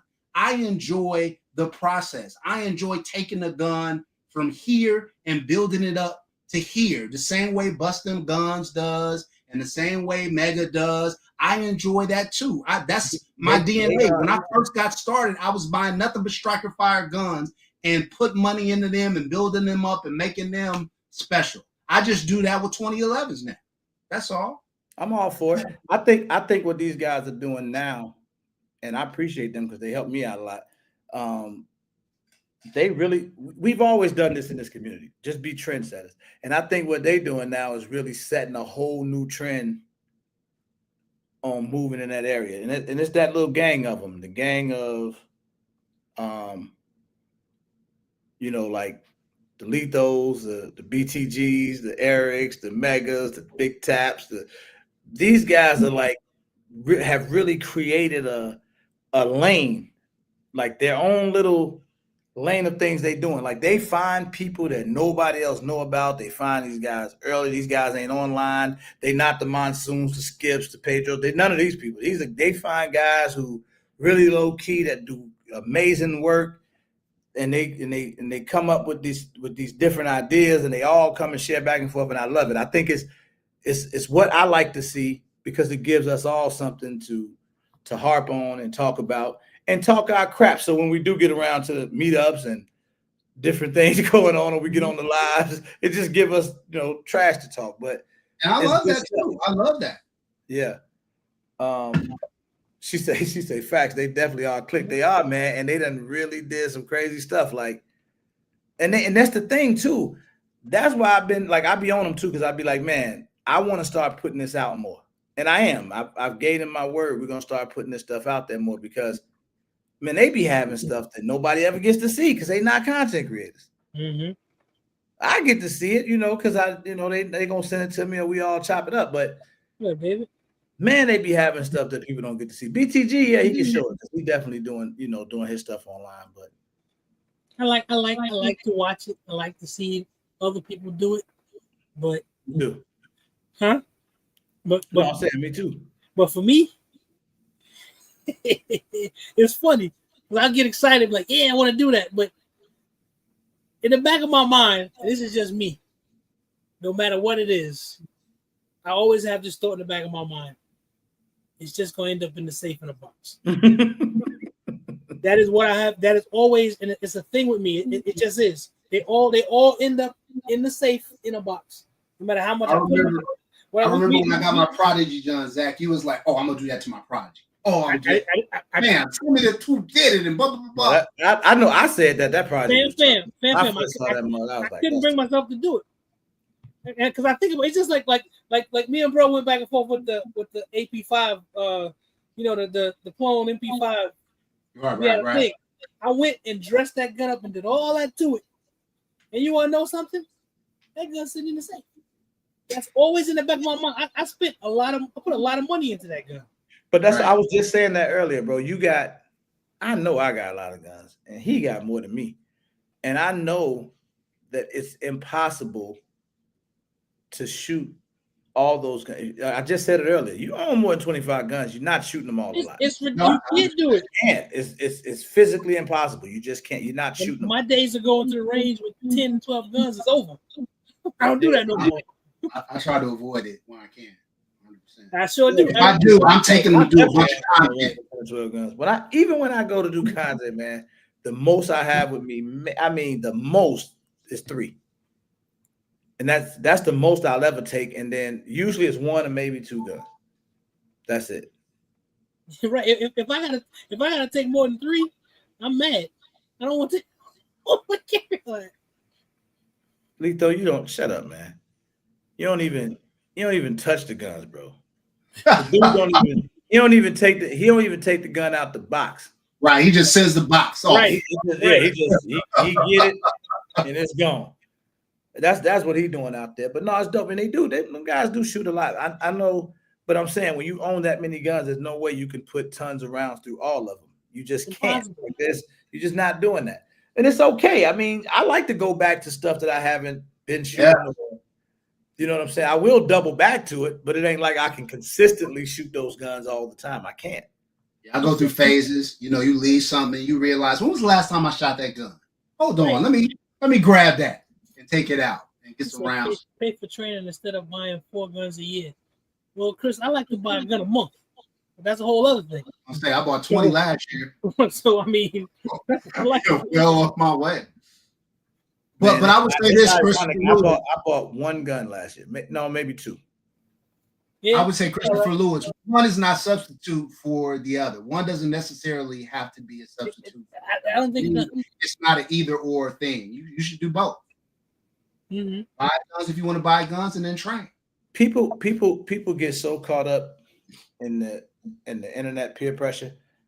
I be laughing at y'all, man. I don't care what nobody be saying, bro. I just move how I move. Ain't nothing they can tell me to make me move different. Like I don't get caught up in that stuff. People that make comments, they say stuff. You can't. This is the internet. You can't take everything somebody say personal. And I told y'all I got checked by a person in my comments one time, and ever since that person checked me, I don't even get offended no more because they got on in my comments, said some negative shit to me, and I was like, you know, you like a big waste of time. You get on here making negative comments on people's content, this and that. And he was like, but you said in the video, leave your like and a comment. Right. You said leave a comment. And I did say it. I apologized to him and left the comment up there. It's still up there to this day because that checked me. Like at the end of the day, you're right. Now, if you just blatantly disrespectful, get out. Right. But if it's just a disagreement, or you say, man, you can't shoot, or I don't like the way you do this, or whatever, that's just your opinion. That's fine, and I'm leaving that. Like that's all good with me. So that's what people have to learn, man. I don't be taking that stuff personal. Y'all ain't gonna make me run out here trying to go pay $5,000 for some training classes because some dude got in the comments and said you can't shoot. I bet don't play with me, homie. Stay where you at. So that's it. That's how I be feeling, man. I just do me. But I love watching these guys. I go watch guys shoot, you know, and I pick up stuff like that. I pick up on that a lot. But I'm gonna try to do I don't know when we're gonna set it up, but I'm gonna get up with like Pedro and maybe like Gamage and go and just set up like a range day with a couple of guys. And I want to make a video on that. Like we ain't gonna be doing nothing on no particular firearm or none of that. It's just gonna be on shooting. Yeah. You know, I want you to get up with what would you tell a person to help them get better? What would you say I need to work on? This is what I'm doing now. In your opinion, what do I need to work on? That type of video. I'm gonna do something like that. I think that'll be a good piece of content. And everybody will be able to pick up something from it. I'm still waiting for you to go shoot competition though. I am. I'm gonna do it, man. I'm gonna do Steel Challenge for sure. Nigga, I'm gonna call you. I'm gonna, nigga. I'm gonna call you. Keep it. You've been telling me that for 3 years. I've been going for a long time, man. Yeah, I'm going. I am though. I am. Because I ain't finna be running around. And you went out and got a whole belt set up and everything. No. Fair. He didn't go out and get a whole belt set up. He went up and got setups. Yeah, I got set up. He got set up for every situation. Tactical situation, competition situation, self-defense situation. He got set up for every situation. Look, so I remember I called I'll just plan it up and I said, look, I need a whole setup. Like everything. I need the belt, Safariland joint, the setup. He was like, all right, cool, man. That's good. We're gonna get you right. They sent it to. I got all of it. I just still ain't shot the competition yet. I wear it to the range sometimes because it look good and I use it there, but I still ain't did it yet. USPSA is fun, man. Yeah, it is. Lito, you been doing USP? Shut, man. No, you ain't, bro. I'm gonna be able to get back and do it again, man. Lito got steel bars in this Man, back. Coy, thank you, bro. I'm glad my frat is here. Right. Coy, you should have heard RGG disrespecting you, saying that you had lost the feeling in your left hand, bro. What I say, Corey? Listen, it ain't my fault you got neuropathy. Hey, look, I stood up for Coy, you, Frat. he put, because I was talking about some other guys, and he made you the topic of the conversation, and he said that you said your Legion Precision wasn't nothing compared to them guns that he had, and I said I don't believe that, and you can't drive no wedge between me and my frat brother. He know I didn't say that. I didn't believe that, bro. So I was like, man, you know, I know what them guys said. I know I had to get on the phone with Mr. Carl after the meetup and say, hey, I got some guys that need to take care of this business. Oh, damn, he said he heard it all. Damn it. See? Was Lito actually doing Thank you. Was Lito actually doing USPSA or he's just bullshit? He probably is. I believe him. I'm just talking crazy.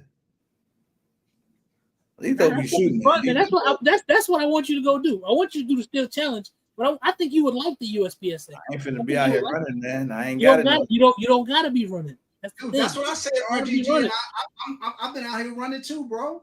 Like I did a video a couple days ago on training where I didn't do no review, no nothing. I just running around, shooting, getting ready for USPSA. I'm gonna have a blast. USPSA is fun, man. It's fun. If I can do it, you can do it. I never seen you running, bro. I don't have to run. You don't have to run. I tell you, this was when I first started USPSA, there was this guy who was really good, and I'm watching him, and he saw how I was looking while I was watching. He asked me, "What's wrong?" I said, "Man, I'm a big guy. I ain't gonna be able to move fast like that." He said, "I'm gonna say this to you, so take your mind off of it." He said, "As long as you hit alphas all day, you'll never be in the bottom." I said, "Oh, thank you." So you know what I do? I go hit alphas all damn day and moving just as slow as I can. But guys who moving fast, I'm shooting better than them. There you go. Yeah, I think I have fun with that. You would have fun with it. You know what it is? I kept trying to figure out what gun to shoot. That's right, Lito. Fast walk. That's man. Right. What's the thing that you learn? What you running in competition? Lito low key got a fam type 2011 collection. Yep. Except they all hooked up 2011. he been going crazy, man. That's the thing, and that's the way USPSA is not always running. The thing to learn how to do, and it's not easy for me, is to just keep moving. You keep moving while you shoot. That's the thing. You pick up, just keep moving. Yeah. And a lot of times it's not how fast you are, it's how smooth you are with exactly what you're trying to do. Like I remember I took this training class. This was years ago when maybe like 2021, something like that, to shoot USPSA. And there was this older guy that was doing the class with me. It was just me and him. And he was like walking like super slow, but he was really smooth with his mag changes and I felt like I was running and moving, and he was beating me every time. See, and that's another thing too. When you think about certain firearms and you shooting in competition, especially in competition, your grip module got to be right for your head, right? So just because it's the dopest grip module, don't mean it's going to work for you in competition because you may have trouble with your mag changes, reaching the. Yeah, you got to set it up. Yeah, so you want to make sure that you got the right. Mess around, your mag releasing the wrong way, you screwed. So like, in order for you to be able to shoot some of the guns you got. Christopher Lewis, bro. He said the way my technical works, the way my knees and my back are set up. I hear that. Shut up, Billy. Billy, man. Block him. Hey, what you got to be in an open division to shoot some of them guns you got, fam. Yeah, well, I'm doing limited optics, so I'm shooting my Atlas Artemis. Okay. It's not ordered or comp. It just has a sight block. There you go. It's just how you get into the flow of it. That's what I say. The guy gave me the confidence boost. I'm like, okay. You learn how to keep moving. For me, it's not the easiest. You keep moving, and what. I think Pedro be shooting PDP. Pedro Cole, y'all get a chance to shoot with him at the meetup?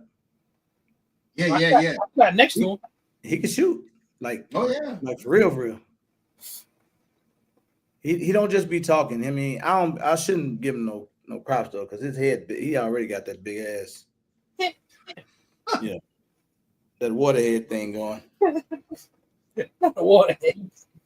But no, he can shoot, man.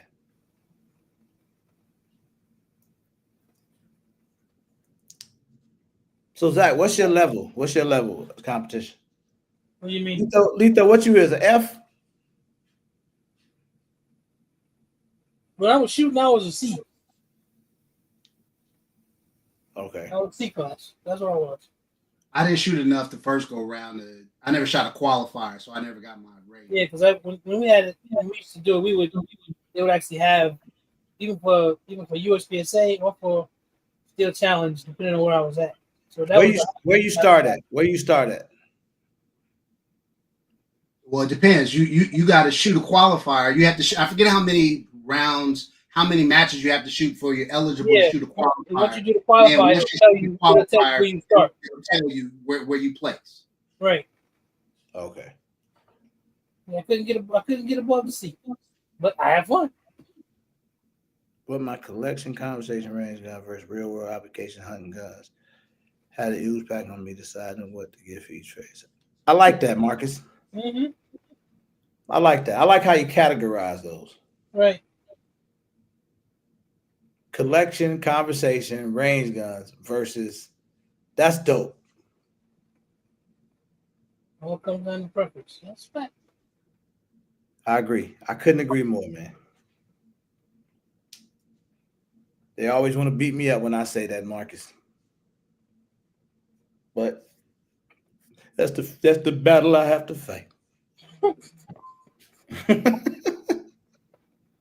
No, man, I want to do it though, man. I do. I want you to go ahead and do it, man. I want to see the video. I'm gonna definitely make a video too. I'm gonna go out there with Pedro. See, they shoot from concealment, but I want to do that too. So, shoot from concealment. But where you are, I know there's some sort of steel challenge around you or something. Man, it's every day. They be shooting like every other day. Something going on. Right, Chris. Like that they do have. Yeah, I know they do. Right, Tina. I'm gonna. Shut up, Tina.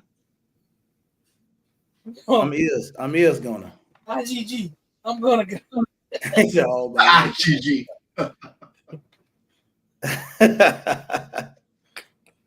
Once you do it though, you'll have fun, man. Unless you have some sort of bad experience, it's fun. Shoot, that's right. That's right. We came a long way. That is an absolute fact. What up, man? Is it? Resident gun addict. Yeah. Join the club. We get jackets and everything, bro. Yeah, man. We don't even do gun addiction no more because it's everybody messed up. Man. Right now I'm in a if you only bought one gun last year or a couple guns, RG, that's good. That's a good year for you. Like in terms of not going all crazy. Yeah, but I'm not gonna blow them up because there's a standard that we have, fam, in terms of that. There's a thing. It's between me, him, and Billy. Yeah, okay. You bought the most guns.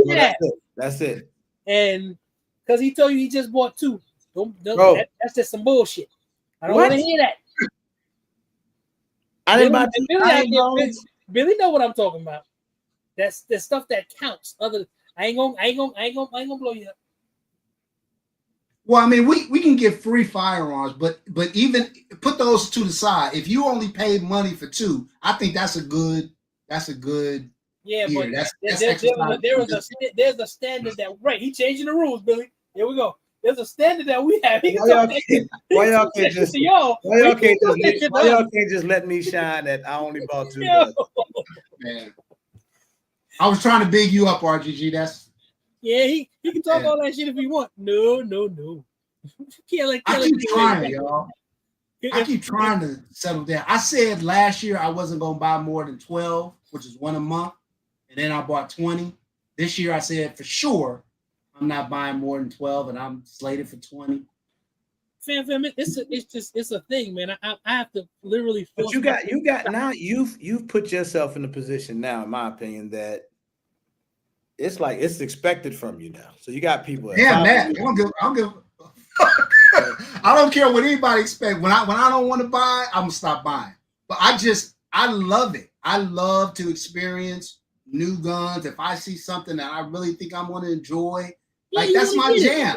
Yeah, that's my jam. That's what I do. I'm not doing it for the gram. I'm not doing it for YouTube. I'm doing it because I enjoy it. Now, what YouTube allows me to do, because I treat it as a business, is it lets me write my hobby off. Mm-hmm.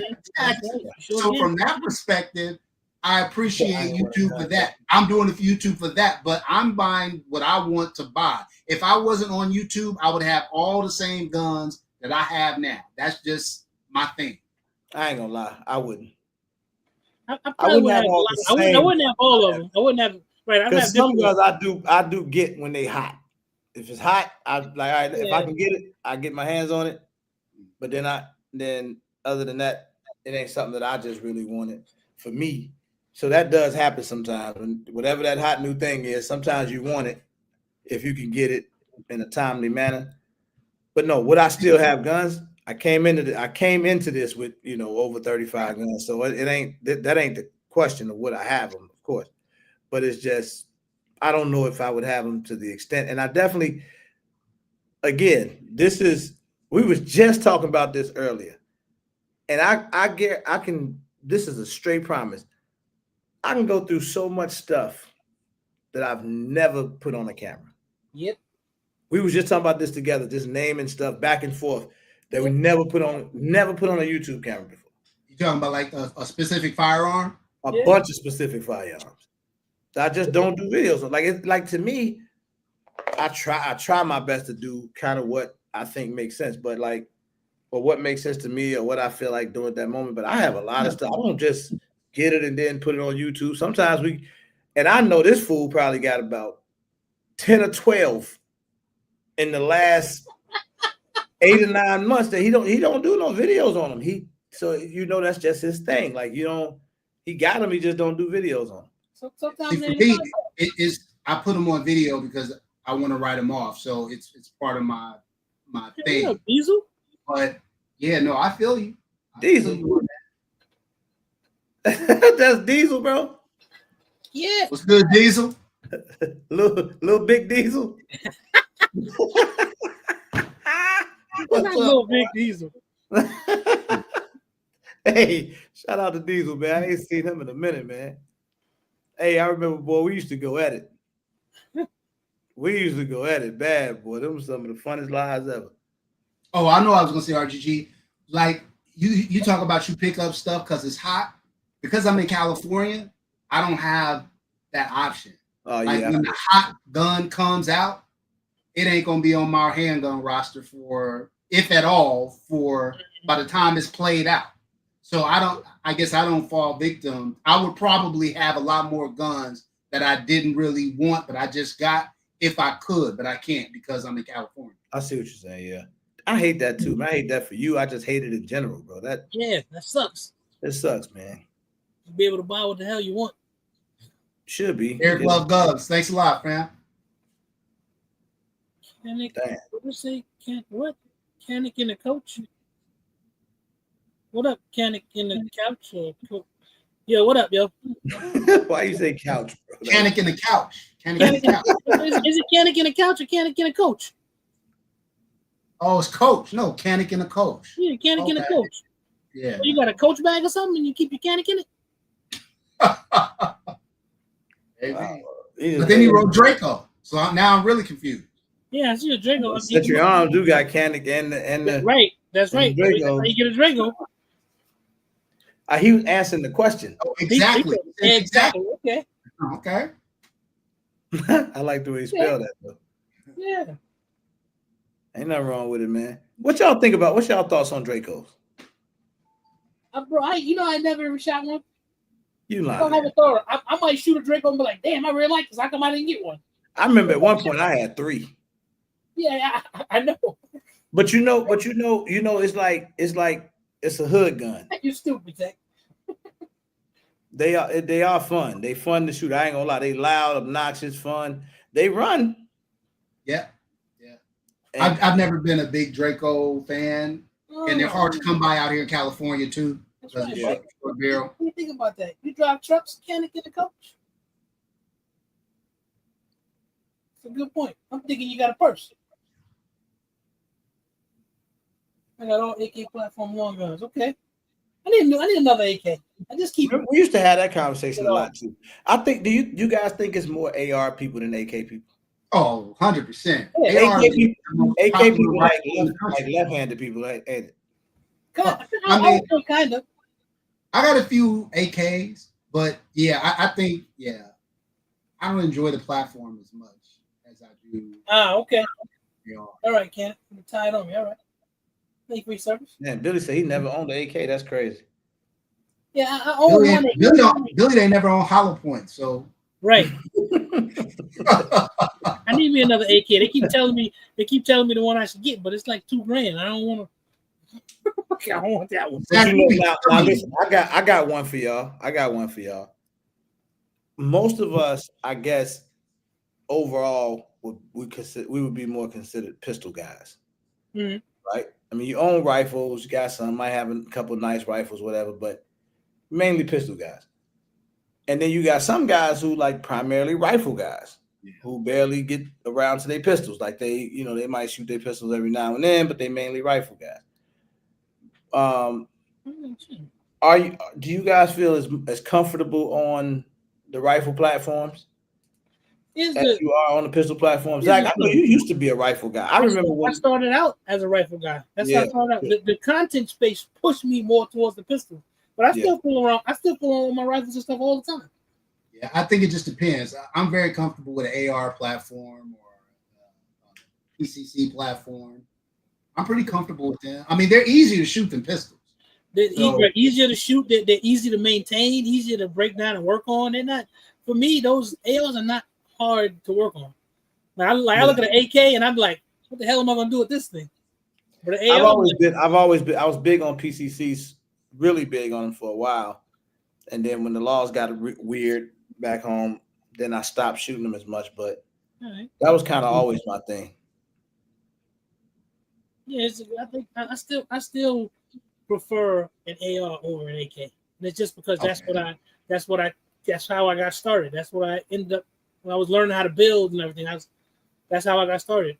And building an AK at home is not easy. It's from my understanding. Because if it was, I probably would have tried to build one already. Hey, this dude's stupid. What? Grand Light said he had rifle guy. Billy talking about what the fuck is the Trunnion? The Trunnion, I mean, I know what that is. But that's the thing. It's if I took the time to learn it, that'd be cool. But then I'd like to build one. And I don't think it's the easiest thing to do at home. I respect it. When I see them guys on the AR platforms, man, I respect them big time because it's some guys really good on the AR platforms. I mean, Chris, I have that. We all know how to manipulate and shoot them. I did that, Chris. I have but knowing your way around it, being fast, being able to get in and out, when you're shooting, that's a skill set for sure. Yeah, that's what he said. He got to build an AR-47. I did. I got one, a little shorty. And it's like I don't shoot that really hardly at all anymore.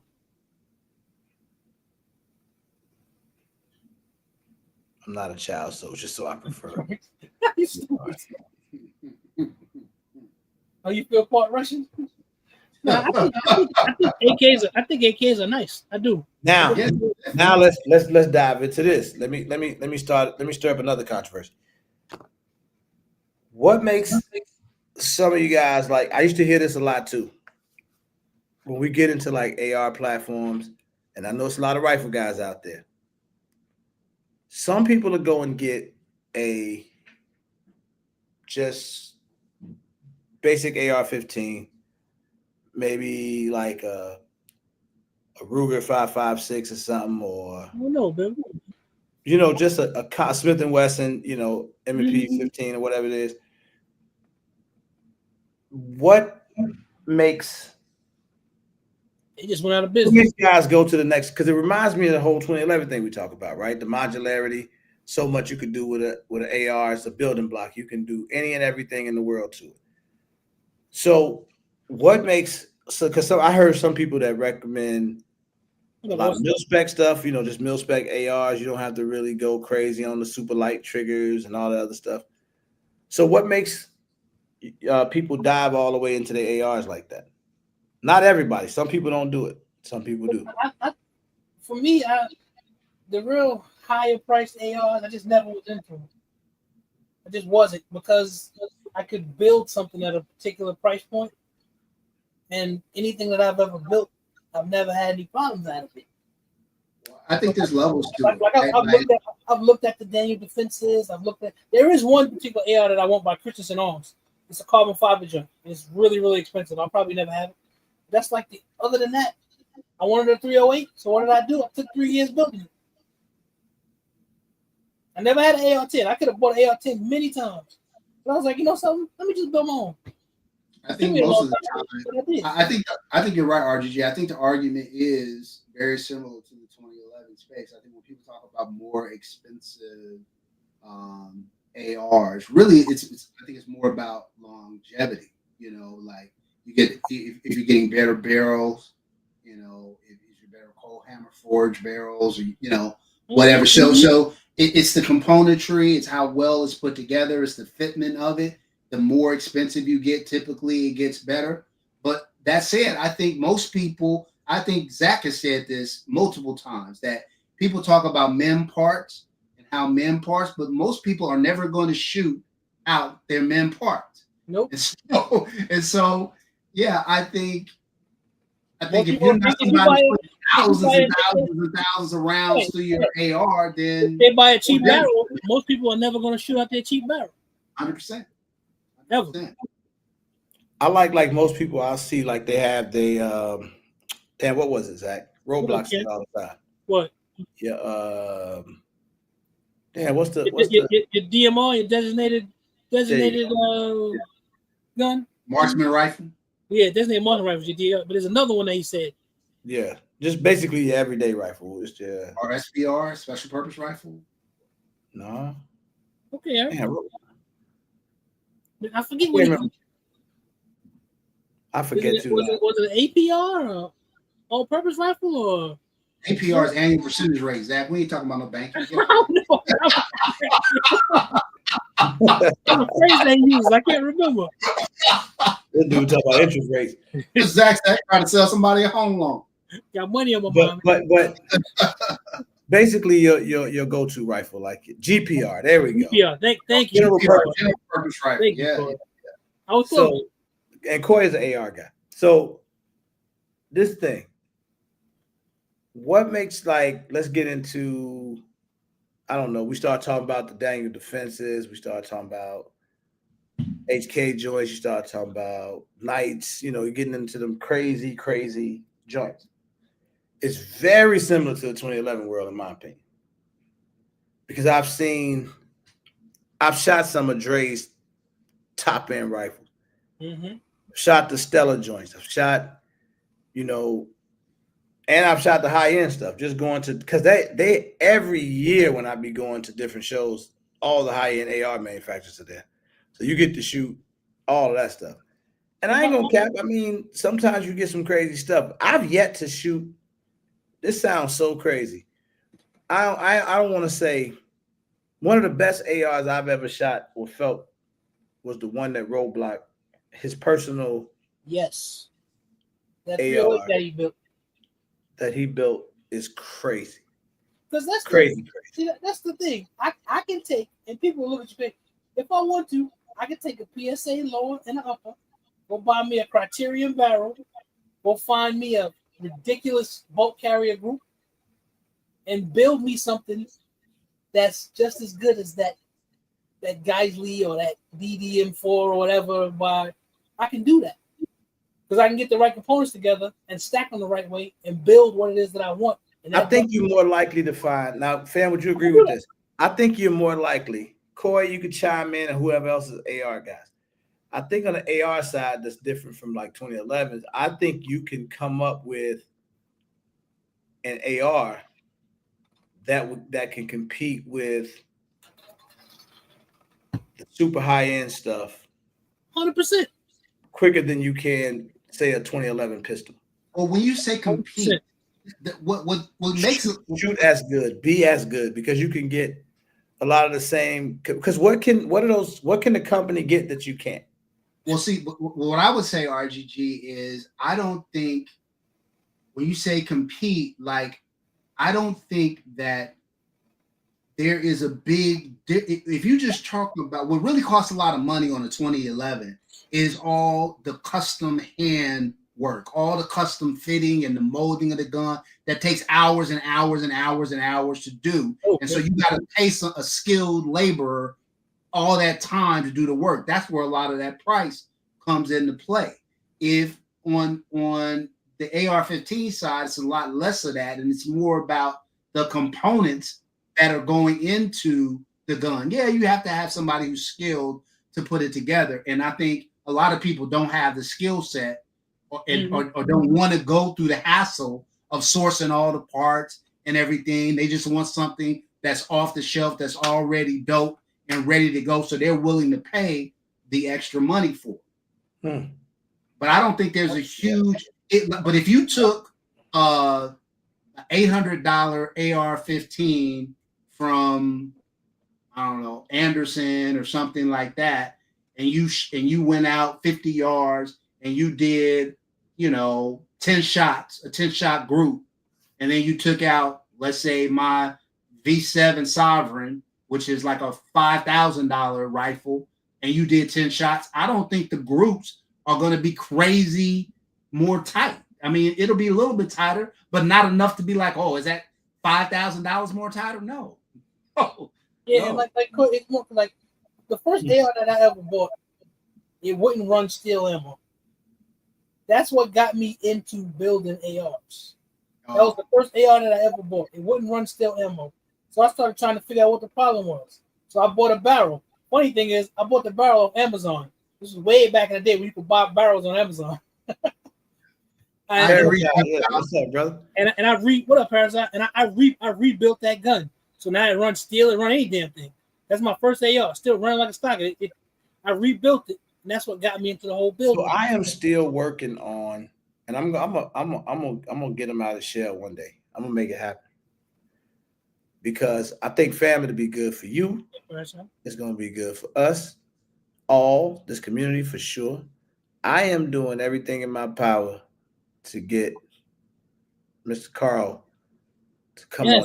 Mr. Carl, if you watch it, you got to come on. Is he don't like to be on camera? Yeah, just like introverted type guy. He don't really want to be on. But I think that that's a wealth of knowledge. Mm-hmm. Not only just in the 2011 space, but just because he's been around it so long, and he has relationships with all the big players, and he's made stuff for all of them, so he knows his stuff inside and out, and I think he can give us a lot of insight, a lot. Mm-hmm. And I really want to, because man, the last conversation I had with him, it just blew my mind. Yeah. It just blew my mind. I called you right away, like, bro. Mm-hmm. I ain't know this. I didn't know this. Like he can break down almost. You know how Joe Vibe be breaking shit down, like yeah. Just that's how Mr. Carl is. He tell you who doing what, who built this, when these guys started, how this guy started from this guy, and these people did from this, and they get they guns built over here, and they just kind of put them together, and he do like man, he know the game, like he know it. I really would love for him to come on and just kind of break it down. Sometimes it's hard for them to do that because they in the game. Right. I spend a lot of time, so I know the owner of Venom personally. Like, talk, got his number. Same thing, Combat Precision. Same thing, Rafferty. A lot of these gun manufacturers out here, a lot, especially the 2011 manufacturers.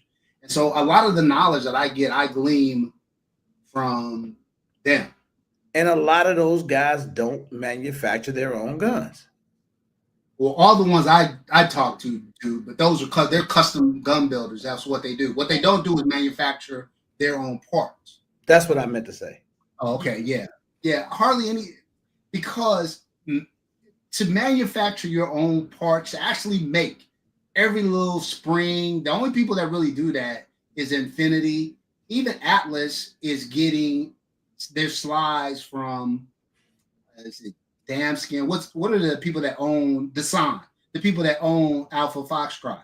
Yeah, Desan. Desan Alpha Atlas gets their slides, not they get the actual slide kit. Atlas does all the machining to it, but they get the part from Desan. But most people don't have the ability, the capital that it would take to buy all the machines that would be necessary to buy all the parts in a gun is a grip. It's crazy. That gun that cost you $5,000 probably cost you $9,000. 100%. Right. 100%. So man, it was crazy. It was crazy to me, man. I was just, as I was listening, just not just to him, and I'm not even because they always laugh at me when I be like, man, once you get to that certain price range and a lot of these guns start coming out, it's really not that much difference. I'm telling you, I keep standing on that, but you don't get a ton of, especially performance difference. That to me, it starts getting into like the craziest stuff. If we keep it at 100, if Roadblock shot his PDP from 15 yards, your groupings probably wouldn't be much better with your Legion Precision shot rack. No, that's an absolute. I could tell you that 1,000%. Like, no, I know that. So that's what I'm saying. I don't think there's a big performance difference. Period.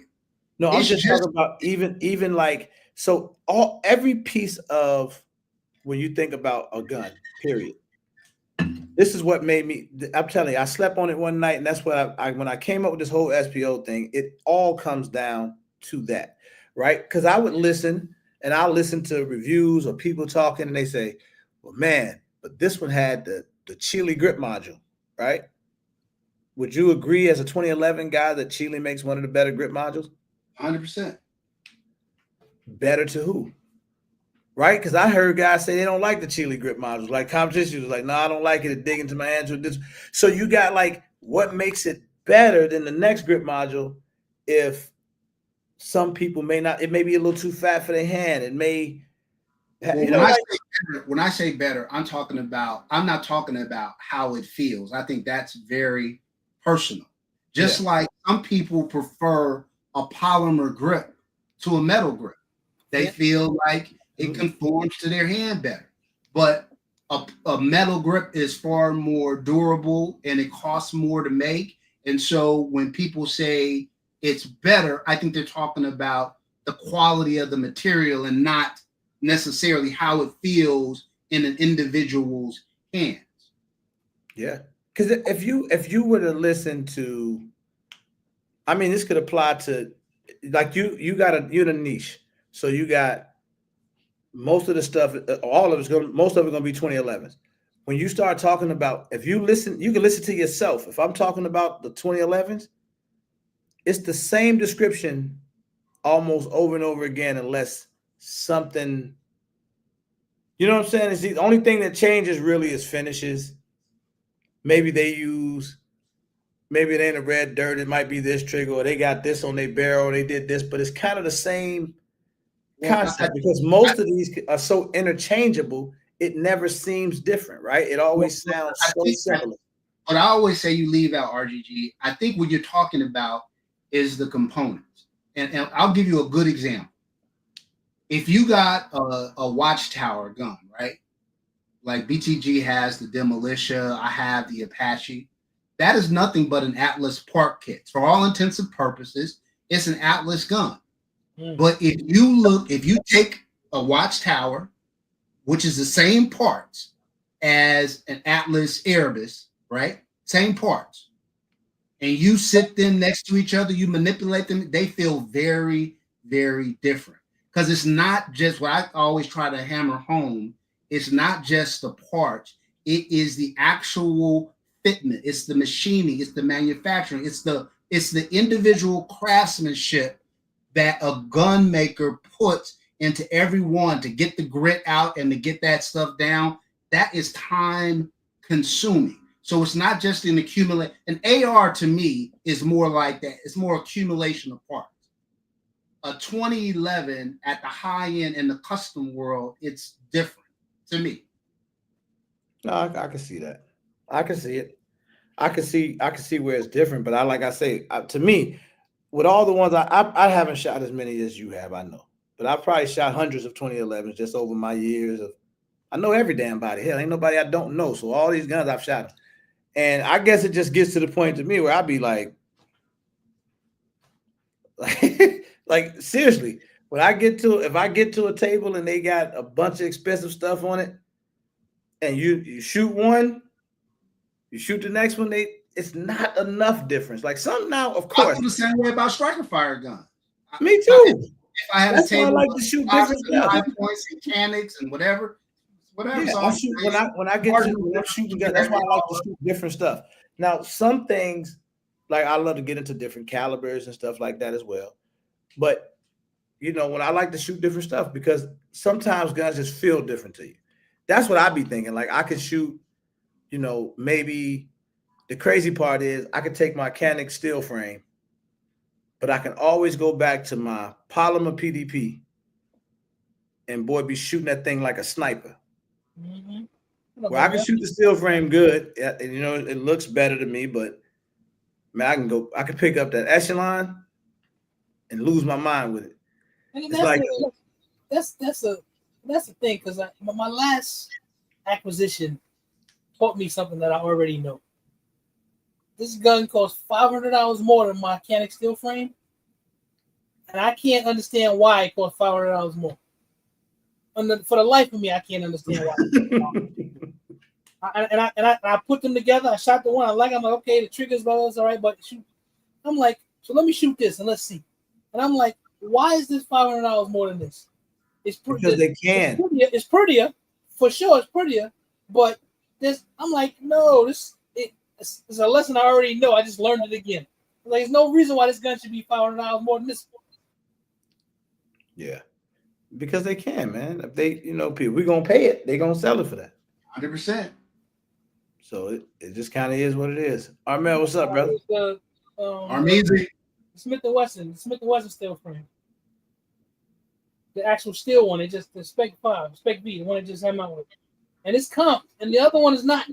And you even cannot. My PDP steel frame, I like it a lot. I love the gun, but still, I grab the echelon or the polymer PDP. I'm shooting them better. And that's the thing. You're like, why is this? What's your favorite gun? Like if you had to give them all up on the pistol side, like what's your favorite? Like this is my love. Ooh, this is my one. See that's you got to have context. Are you talking about which one I think looks the best? Which one I shoot the best?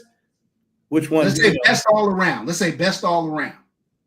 Man, that's tight. I'd have to go all around.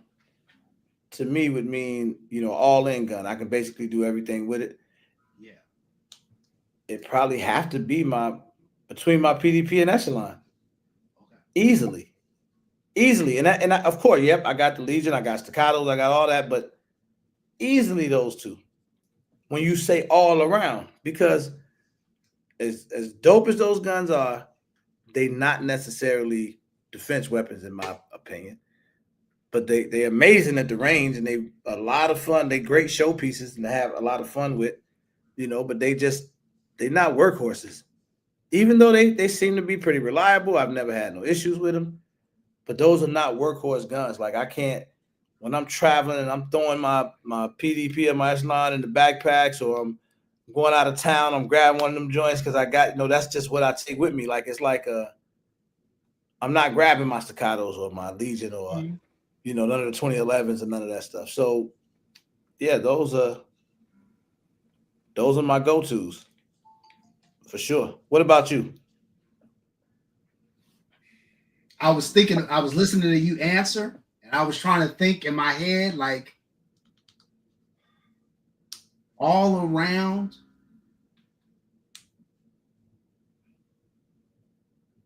I think all around probably my staccato C2 or my staccato P. Because I will throw those. Both of those are on my carry permit.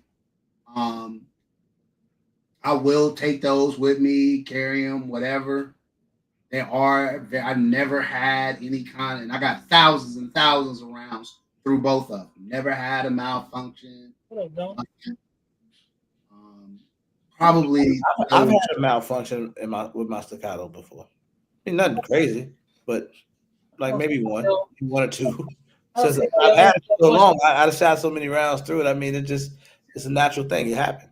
I mean, like maybe a more locked back or something like that, but I'm not calling that a malfunction. Like, but something that's the actual gun. I've never had a stovepipe or this feed, so I like those two. I feel like I'm not saying they're not expensive, but I feel like relative to my other guns, they're on the lower end.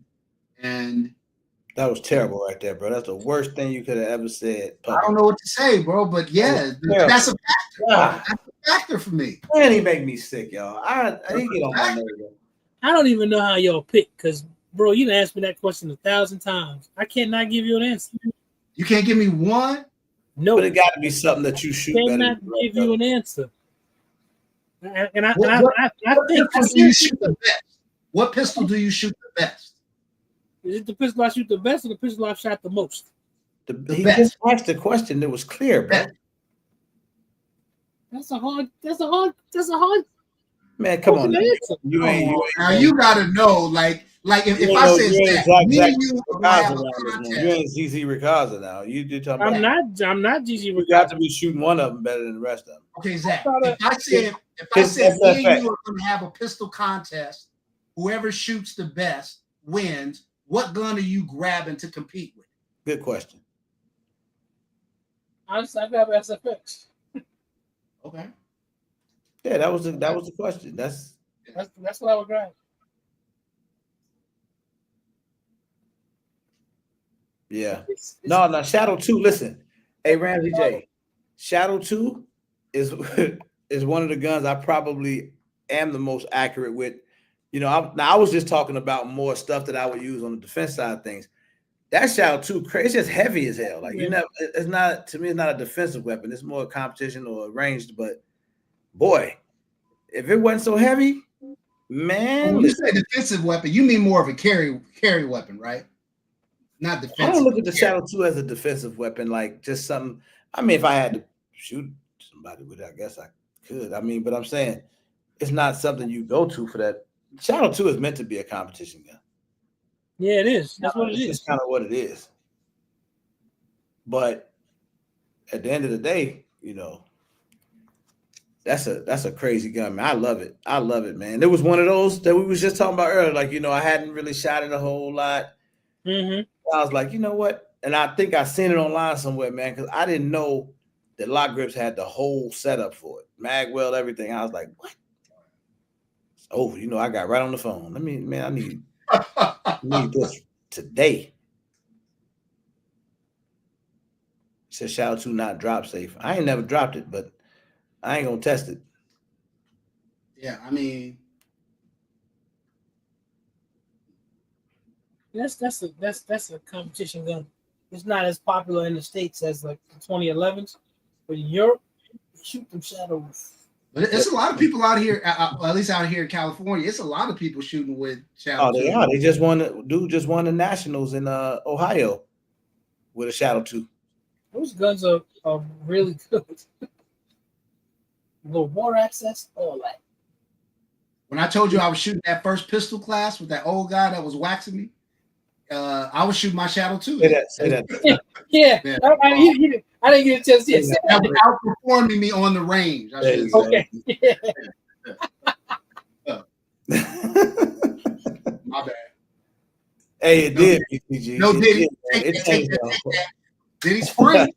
It changed the whole Shadow 2 up. I ain't gonna lie. The Lock Grips changed the whole gun. Oh yeah. Yeah, I wouldn't. Tank, I wasn't too impressed with the Echelon. I never was.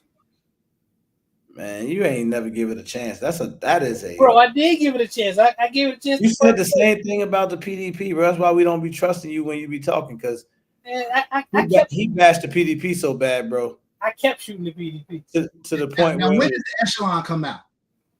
Well, maybe 2 years now, maybe. Yeah. Okay, now this is a perfect example. So the Echelon, this is what I'm saying about me not getting hot stuff. The Echelon is set to come on the California gun roster next year. Damn. That's what I'm saying. So like all the little hotness, or let me run down to the gun store and grab. I can't. None of that. Ramsey J said you literally can't miss any skill level with a shout out to. they accurate as hell. I ain't gonna lie, bro. They accurate as hell. The people that was next to me at that indoor range probably, I don't know about them. They can miss. Now, would you say? I mean, I know 2011s are hot right now. That's why I was saying I actually got a full video coming out on it. I just been kind of doing shorts and toying with it with that. The 2011s make people forget about the Shadow 2, and because the Shadow 2 is like the gold standard, man. Well, that's why I ended up selling my Shadow 2, because I was never shooting it, but I loved it. It's a great gun, 100%. It is accuracy wise. People, I would argue, not just me, but I think a lot of people would argue. Accuracy wise, it's probably more accurate than the 2011. I think that low bore axis, it's got a great trigger in it, just out the box. Oh, it's a great gun. To be a production gun, no question. And it's very reliable. Performance. Those two guns are very similar to me. Yeah, I agree. That's why somebody made a baby out of him. That's why you got that DWX. Right. It's a Shadow. It's a Shadow 2011. That's what it is. That's crazy, man. Let me get out of here, man. This was fun, man. This was a lot of fun. Y'all make sure y'all smash the like button. Yeah. I appreciate y'all. Listen, man, everybody enjoy your holiday. I'm not gonna go live Friday because I'm sure everybody gonna be out watching the fireworks. So go spend some time with family, man, and everybody be safe, man. I want to see everybody back here. I want to see everybody back here when we go live again. Maybe we'll do something Sunday night or something. I'm going live Saturday night. We're gonna talk about this weight loss stuff, people. Okay. Saturday night. I try to make sure I watch out for that. Yep. Saturday night. So, man, listen, y'all be safe, man. Have a great holiday weekend, fam. Listen, right, make sure everybody know he come on here so I can argue with him. 100%. And he know I love to do it, but we do it all in fun, man. I be calling him, asking him some questions tomorrow behind the scenes, or he might be calling me, asking me something. So this is what we do all the time. But everybody be safe, man, for real. I mean that from my heart. Y'all be easy out there, and we'll do this again next week sometime. Or no, make sure y'all go to Zach Live Saturday night. Saturday night. All right, I'm gonna try to stop in there, bro. You know that's family night. I know what's Saturday. I know. But yeah, we'll see how I go, man. Everybody be easy. Peace.